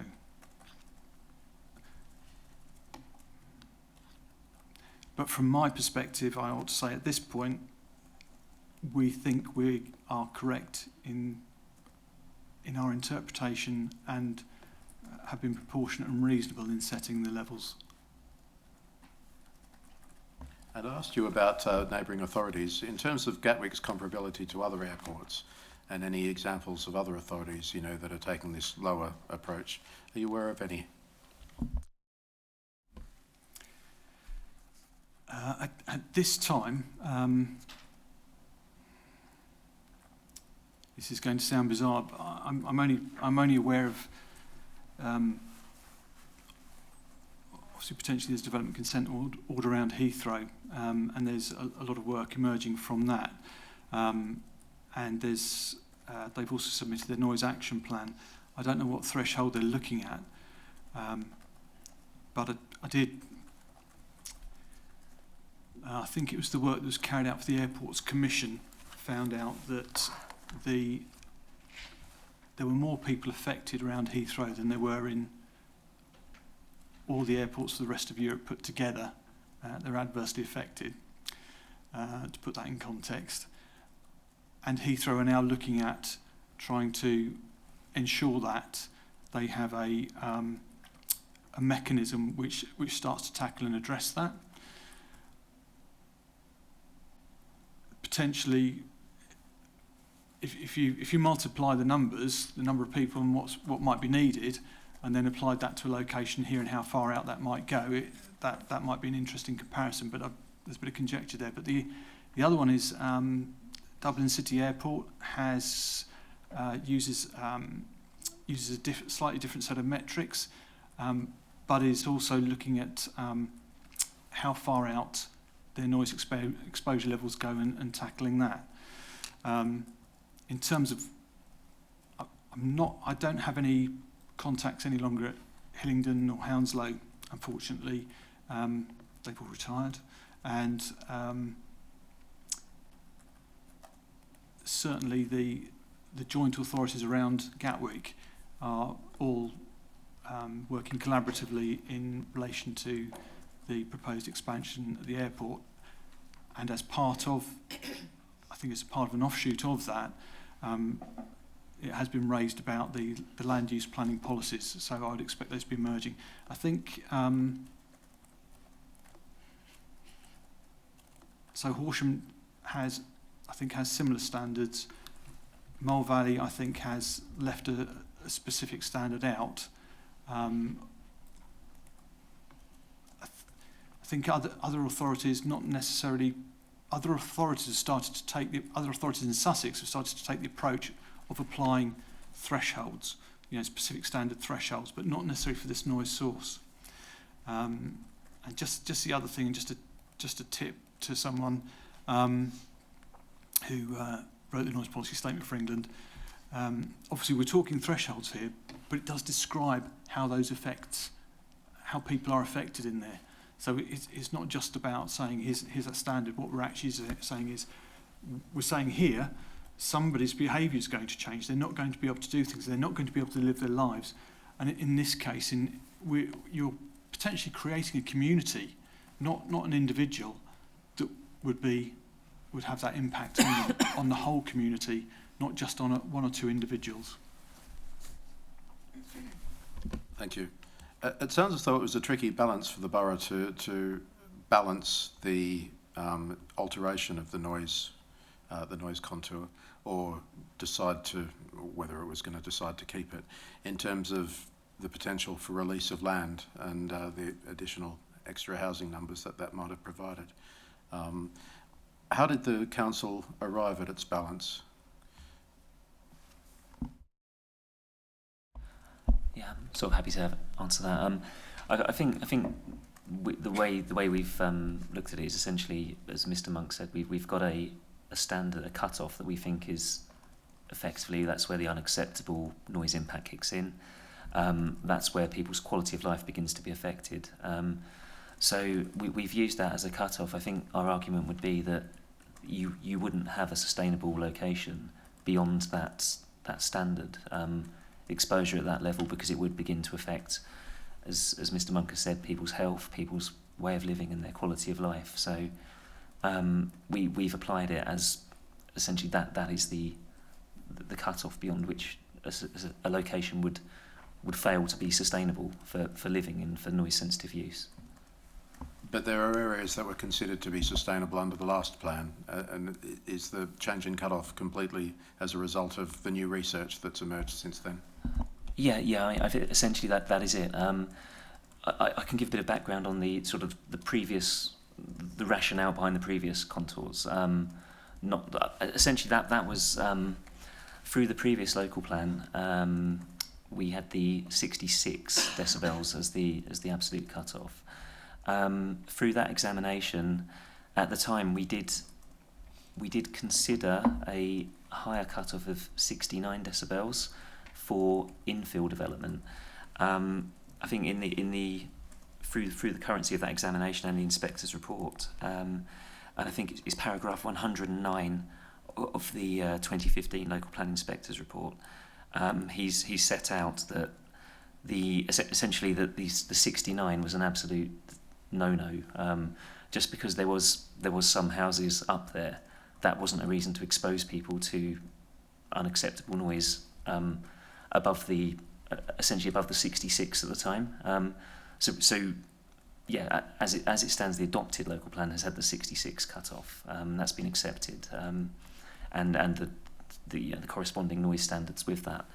I think it is essentially a better understanding of the technical research, a technical understanding of how noise is affecting people, and that's, as Mr. Monk said, there's new studies that have come out since the last local plan, and there's new studies that are continuing to come forward as well. So it's very much sort of a direction of travel. I think, we know that Crawley is a borough that has an airport. We have to be cognizant of future aircraft noise. It's just how the area is. So we do have to plan for that, and we think we are taking a sufficiently precautionary approach through this policy to safeguard people's quality of life, and that's essentially the rationale for the cut-off. Thanks. Do you think the allowing of appeal decisions, for example, and spot examples where development's allowed in areas that exceed those contours diminish the usefulness as a whole of contours?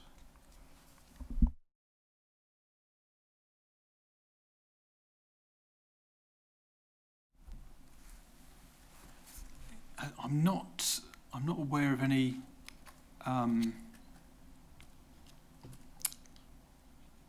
I think the answer to that is we discussed them yesterday. I'm not aware of any I'm not aware of any others at the moment. But what I would say is there's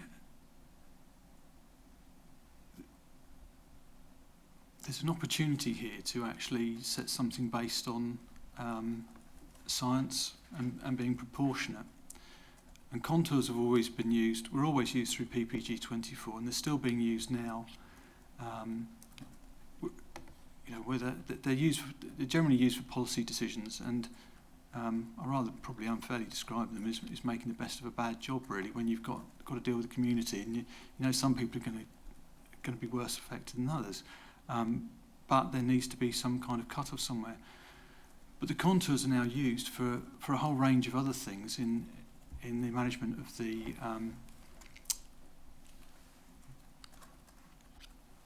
for example, apportionment and of the noise insulation scheme. So at Manston, for example, when they gave us 60 decibel cut-off, said they had to give the maximum noise insulation 60 decibels because that wasn't basically the right thing to do, to give any less. So they do serve a purpose, and I think it's also worth saying that in that context of the contours, it does provide. I mean, we covered this in one of the in one of the sections about certainty for landowners, for airport operators, for the local authorities in decision making, and it seems to be actually quite a fair way. And part of that balance with the contours is it has been incredibly effective in this borough in being able to manage and ensure that it's assisted to bring forward better development and has ensured that development hasn't occurred in inappropriate locations. And as part of that point, that has very much facilitated the planning process and allowed that to continue. And I'm sure you've gathered there are a number of constraints in the borough, and this is another one of them. But it has assisted the authority to deliver its functions, particularly when you look at the most authorities don't have the number of authorities which seem to be facing bankruptcy at the moment seems to be ever increasing, so services are being cut. So if you have something like this, which provides a pragmatic system, and if you have the discussions here and you get everything out here, this is a very good way forward.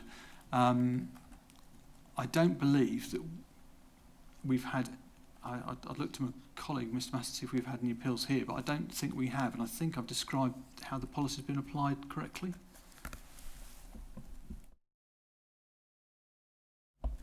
So, no, to my knowledge, we've not had any planning appeals in relation to the noise contours.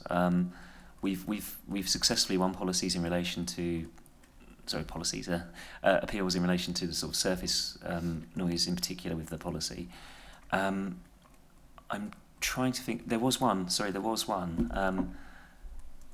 I'm going to say there was one at Tinslow Farm that we won, which was the only real challenge we've had to my knowledge. I can dig out that appeal if it is useful, but it's it's sort of quite dated now, I think, anyway, that one. But I think the point is that the policy's held up, and when we've been challenged on it, we've been able to defend it. Okay, thanks. Coming at it from the other way then, you've mentioned an appeal case in Manchester, and there's been some criticism from various parties that relying on one appeal case from Manchester might not warrant, or as the sole appeal evidence, I think, might not warrant lowering the contour across the borough in Crawley. What's your response to that, please? I would agree. If we were taking that in isolation, I think we'd be chancing our arm a bit, but we're not. We're looking at how the research is moving, how the aviation policy is moving, what we're seeing coming forward. There aren't many appeals that you can rely on, as far as I'm aware. That was one that we highlighted. In terms of the distance from the runway, I think it was suggested that there were some issues with that, but you're looking at the noise contours. Noise in those contours is going to be pretty much the same, whether you are in Manchester or whether you are in Gatwick, or whether it's a departure or an arrival, except in different types of noise, unless you've got an unfortunate engine type on your aircraft which causes a particular sound, which Gatwick had, for example, and hopefully that's going to be designed out over the next 5 years. So, and that type of characteristic of the sound isn't represented in the average noise contour. So, which is why we also refer to the secondary metrics.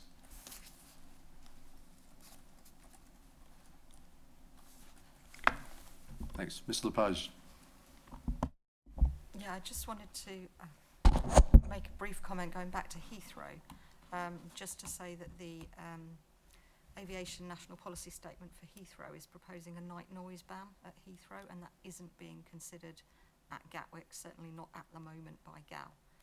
They're resisting it, and I think David touched yesterday on one of their particular reasons for that is the low-cost profile of Gatwick's main operations, and they want those very early morning flights and very late night flights. So that's just a key difference, I think, between ourselves and Heathrow. That's very useful, thank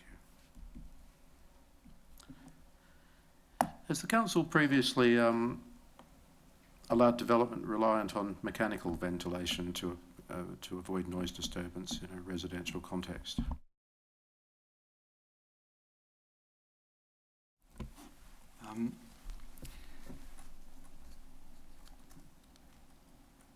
Right, so in my tenure, I cannot and name a colleague that preceded me, and he wrote the first draft of this.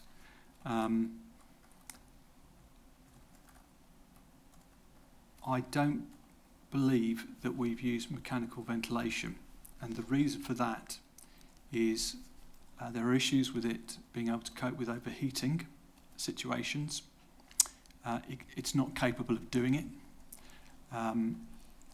It increases energy consumption. It places a burden on the occupier in terms of costs, so makes it less sustainable for them. There is often a better design, and in many of the locations we've seen, so we've used passive ventilators, which have been, we've had those close to roads. And it's, by the way, they're not particularly common, and it's quite unusual to find them. But there are a couple of cases around Crawley where, for example, windows have been replaced with very large-scale ventilators to achieve that, and they achieve very high levels of noise reduction. But that's in a different context. So I did in 2002 participate in the house condition survey for Crawley, and in the west of Ifield there is mechanical ventilation there in the houses that were built in the 60s, but I don't know if it works any longer. So it is one of the issues that, generally speaking, I ought to mention that people often turn them off because the noise really bugs them. So, and then the internal air quality gets worse. And not only does the noise bug them, the cost bugs them as well. So in terms of sustainability, we tied the noise policy across, having regard to overheating, we tied it across to the climate change policy with a cooling hierarchy, which I think takes the London Mayor's cooling hierarchy in there, and we've basically adopted that, and that's also been pulled through into the planning noise advisory document for Sussex. There was some debate about the use of mechanical ventilation. For this location, we would normally expect that you could achieve something better than simply sticking mechanical ventilation, and it should be a very last option. Normally it was the first option. And just through better building design, you could control how much heat was entering the building, and you could cool it in a much better fashion.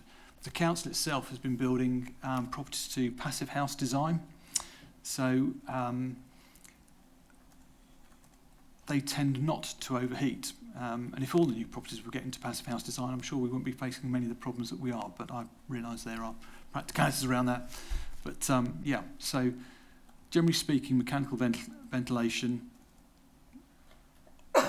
is often turned off because the noise often doesn't work, is incapable of dealing with overheating situations. I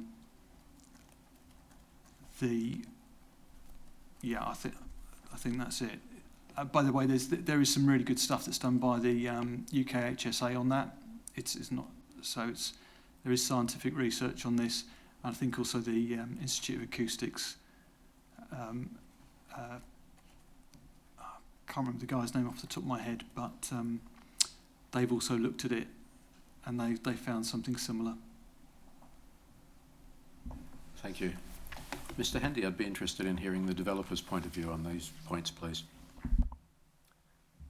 Thank you, because there is quite a lot I'd like to say on this, specifically in the context of the outline planning permission for Forgewood, which was granted by the Secretary of State in March 2011.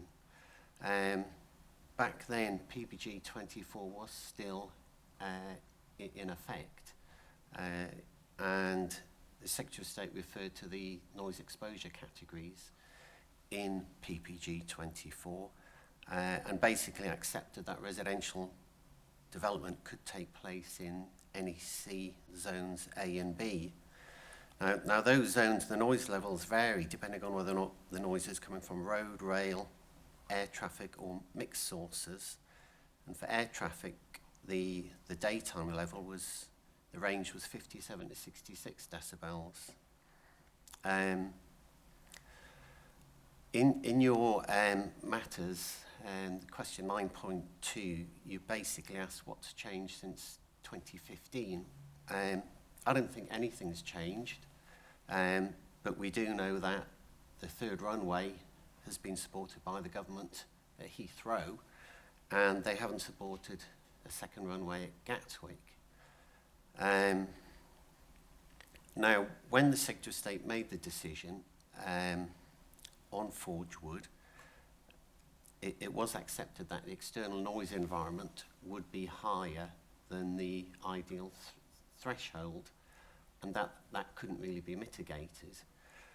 But in the actual decision and in the annex to it, the inspector goes into some detail on the actual operation of the second runway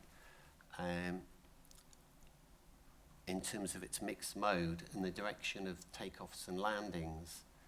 And the inspector basically said that there would only be 2 days a week when North East Sector residents would experience an average noise level above the 57 decibel level, which marks the onset of community annoyance.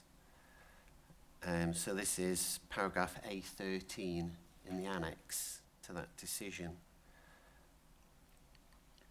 So I think you have to take into account, I suppose, the specifics of how, I suppose, these parcels of land would be affected by aircraft movements and the noise levels. And the Secretary of State did impose a number of conditions which allowed for mitigation in terms of facade treatment and also ventilation. So I think the proposed noise threshold in policy EP4, I think the council are just trying to raise the bar much higher than national planning policy. And if I could refer to the noise policy statement for England, which again, I mean, it's quite an old document, but it does talk about significant observed adverse effect levels, these SOLs. And it does say in paragraph 2.22 that not having specific SOL values in the national policy statement for England provides the necessary policy flexibility until further evidence and suitable guidance is available. And in the first, in the earlier paragraph 2.14, the government do actually say that they will keep under review the health effects arising from noise. So in the final sentence of paragraph 2.14, it says the government intends to keep research on the health effects of long-term exposure to noise under review in accordance with the principles of the National Policy Statement for England.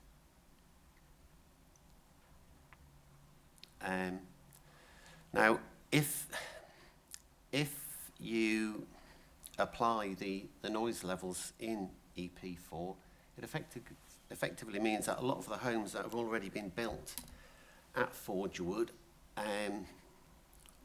would suffer the health effects, the adverse health effects, if the second runway was built.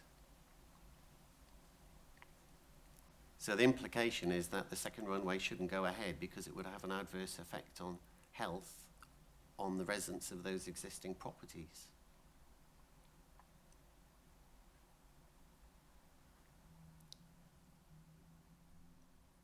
And I think that's, I suppose, as much as I could say, really, without, obviously, I'm not an acoustic consultant, but we take advice from acoustic consultants. And it is a very complex area. So I suppose we're looking at it from a planning policy point of view, rather than from an environmental health point of view specifically, or an acoustic engineer's point of view. So as I see it in planning policy terms, currently there's no support at national level for this lowering of the thresholds. Thank you, Mr. Hendy. Response from the council. I'm particularly interested in hearing how this would affect existing homes, if any, with development from a second runway, and also any effects on any development in the pipeline.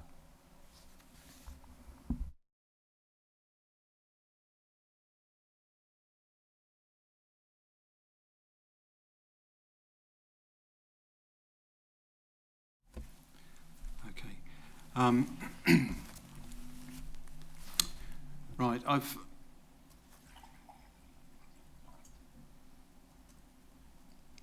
first of all, we've looked at we've had regard to the noise policy statement for England in formulating this and the National Planning Policy Framework. The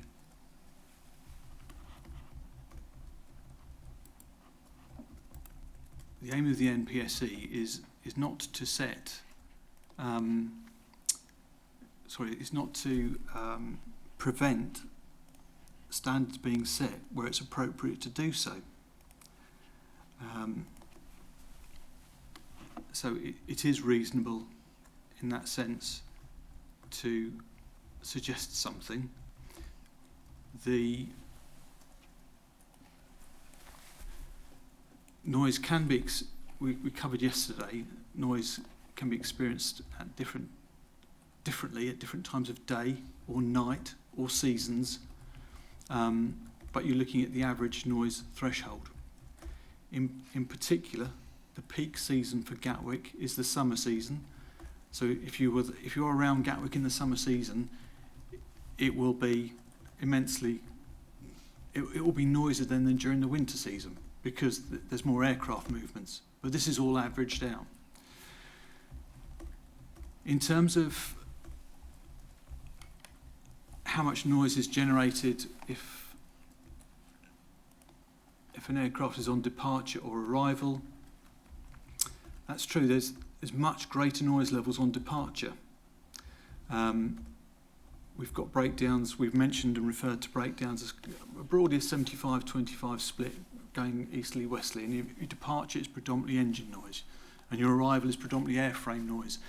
And maybe when the flaps come down, then it's getting even louder. So you'll get the sound of the air passing over the parts, giving rise on arrivals.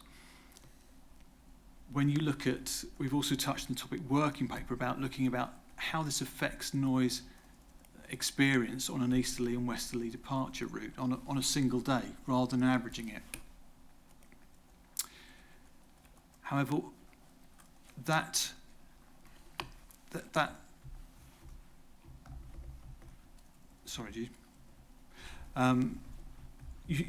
still an average of the noise. So even though you might, and we talked about a dose-response relationship, so you might have a slightly higher noise in one way, and that's offset by slightly lower noise on a different day. But overall, that's what you're getting because it's an average. We did look at this in relation to one particular development where somebody claimed, they made this claim for Gatwick, and they said, on this day, it's only, I think it was 28, they said 25% of the time would that be experienced, which was, at that particular sound level, might be true for that day, but it's much higher. And what that implies to me is that people who are exposed to much higher sound levels should have a much better level of protection. You don't protect to the lowest level, and that's something I suspect you will see coming through in other applications. And the other part about that is that's for, essentially, if you're saying a quarter of the year, it's acceptable for that, and that might be overnight that those people are being affected. Then you talk about a potentially 92-day period. where people will be experiencing that higher noise level. Now that's balanced out because they're getting a little bit less noise at another time, but it's overall they probably don't perceive the difference in that, because with that 3 decibel increase we talked about, that's going to be marginal. So this is where you have to be really careful about interpreting the contours. Sorry, now I do apologise, Mr. Rawlings. I don't know if I answered either of your questions yet. There was one of the questions was on whether any development coming forward would be affected by the change from 66 to 60. I can pick up on that. I think the main site is Steers Lane. That has basically there's 2 elements to it. There's phase 1, which is being built out as it stands. There's phase 2, which was actually consented. I think it was last week. They signed the Section 106 agreement, which is why I understand they've withdrawn from the process. That's the sort of the 2 key developments that spring to mind. I think just in terms of Mr. Hendy's point about safeguarding, we sort of made clear, I think the council's position is we feel we are required reluctantly to safeguard, and it follows that based on that it is appropriate to consider noise contours associated with a southern runway in the event that could come forward. So that's the approach there. I think just in terms of the I suppose the point about the new standards, it's probably just worth again reverting back to the point that the previous local plan inspector made, which was just because there's dwellings there at the moment, if our understanding has improved of the impacts of noise on people's health, why expose future residents to that level of noise? So I think that's the point that we would make there on that basis. Thank you. And is the area of future search affected as well?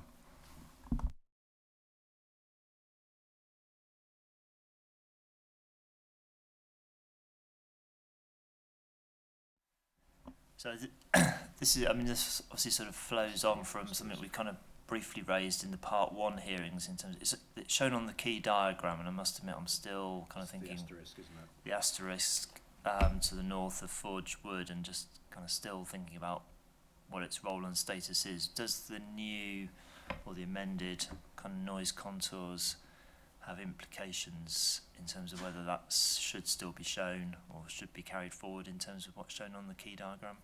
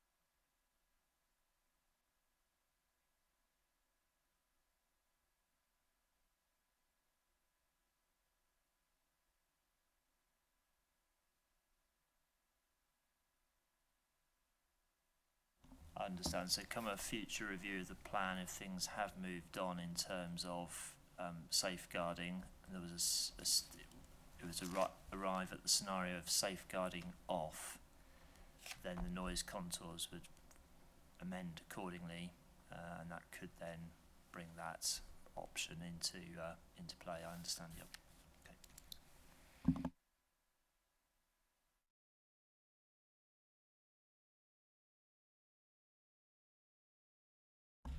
Okay. Okay, we don't have too much more to ask. I did promise an early finish. As interesting as this is, for learning stuff, it is very interesting actually. A bit of a a nerd.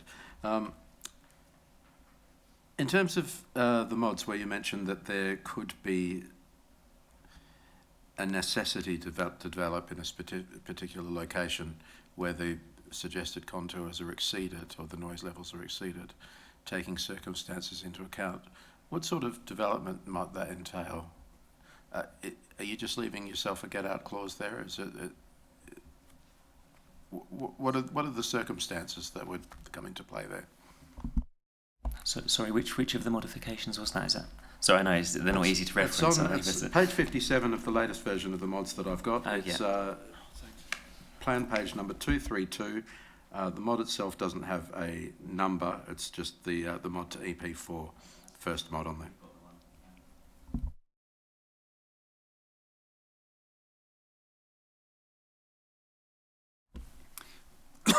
Sorry.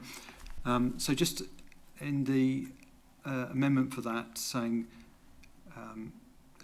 there's a couple of bits there saying confirming where development will only be permitted.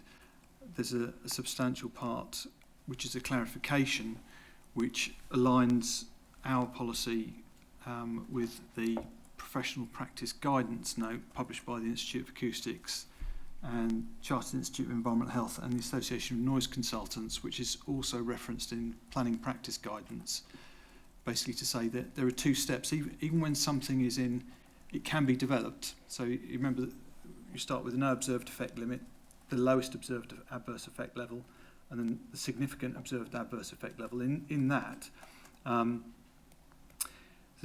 if you're in that range, the first question here is it appropriate to develop here? And is there not a better place within that in the first instance? A colleague mentioned to me that there are, Local Government Association reported last year there were 1.1 million homes waiting, with permission, waiting to be built across the country. So why is the Forge Wood part so important on a national perspective? It's a bit of a rhetorical question, but I sort of understand the points being made. But the first issue there is it's not an automatic right to develop even within that significant observed adverse effect level. So, and only when you can say, well, there's nowhere better, then what you have to do is you have to take all the steps practicable to mitigate against that exposure. And that's when you start coming to facade design, barriers, and various other aspects, but taking into account all the requirements for a sustainable development. And we clarify that a little bit later on, just to make that very, very clear. I see, so effectively like a noise sequential test. Yes, yeah. Absolutely. Yeah. And as I say, it's consistent and observes national guidance, but we think you've got the Institute of Acoustics, CIH, government's spotted it as well, so we think it's worthwhile having it there to give clarity to people. Thank you. Is there any more comment to be made on this matter, or any of the green infrastructure or environmental protection policies or mods?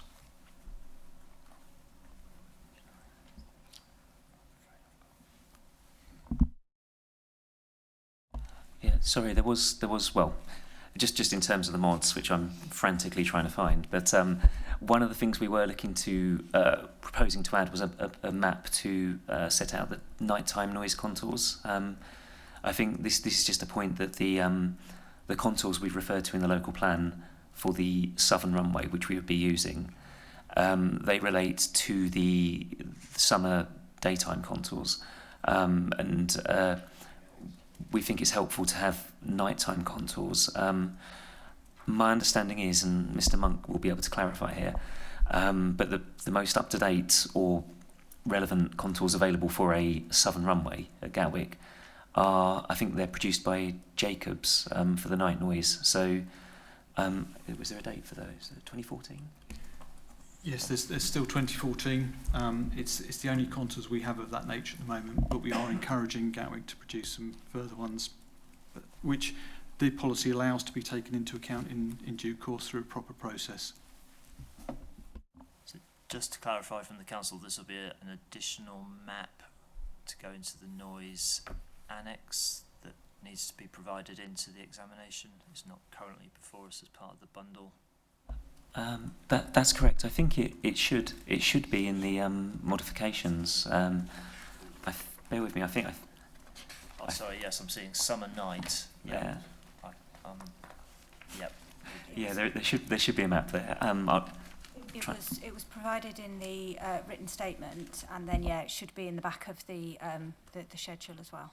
But I think I made it very, very small, so I think it's in its correct size in the actual written statement. I'm informed it's page 86 of the suggested modifications. Thank you. Yep.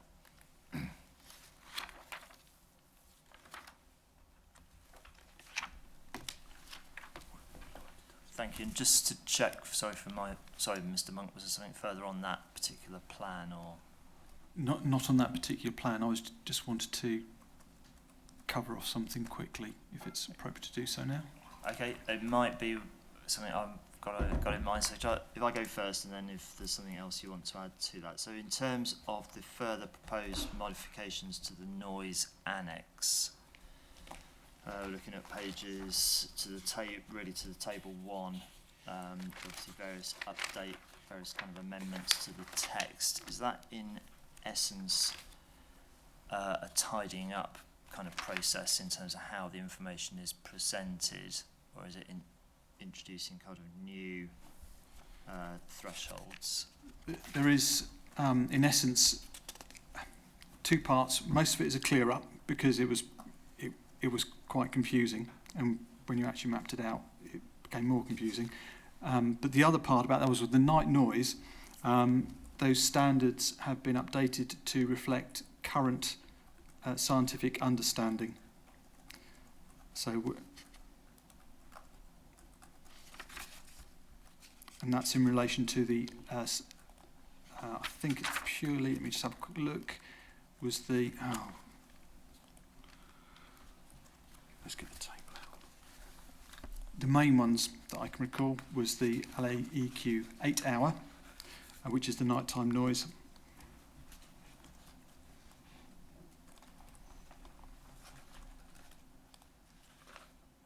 And I think it was the, sorry, I couldn't see it.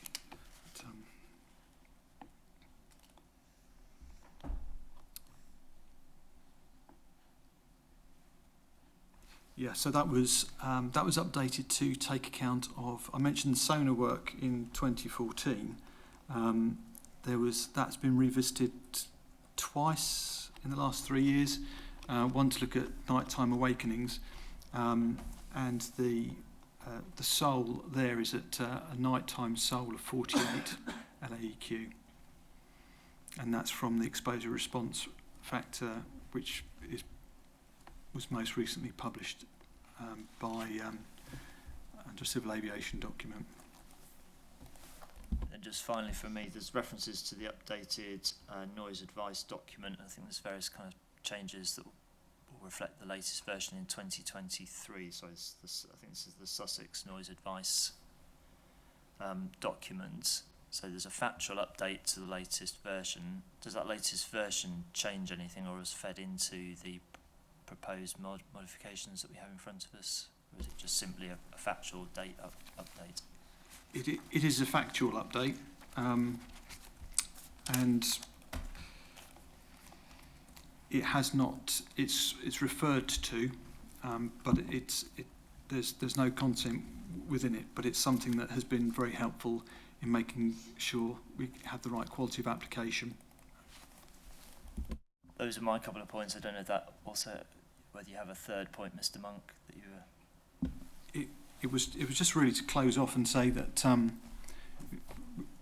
issue about PPG 24 and what happened during the hearings, but that was superseded, as my colleague Anthony mentioned and discussed there. There has been a huge amount of research that's been undertaken since then. So even if we just start with the sonar report from 2014, that's been revisited twice in the last couple of years. We've had the environmental noise guidelines, We've had at least 2 further research papers which have been published, and there's work ongoing by the UK HSA. The House of Lords Select Committee also has these 2 cross-dimensional studies going on to further identify what other impacts are occurring, and in addition, more for information really, but the way that the impacts are calculated, the way noise impacts are calculated on people are based on health criteria, which are, I think, 12 years out of date now. So that is also part of further research to update that piece of work as well. So we've, and already we have seen, it's not just the scientific papers that have been refreshed and updated and showing the standards diminishing, it's coming through in the policy from the other direction, from the aviation policy in the other direction, lowering the thresholds as well. So there's a very clear direction of travel at the moment. Okay, thank you. Thank you, and thanks everybody for your contributions today. Just a reminder that we start at 9:30 tomorrow morning for what looks to be a lively session with Gatwick Airport and various other parties, speaking about parking provision, also picking up residual issues on safeguarding in Gatwick Green. And in the afternoon we'll be discussing further transport matters, including the area of search for the Western Link. So thanks very much. Have a great night. See you in the morning.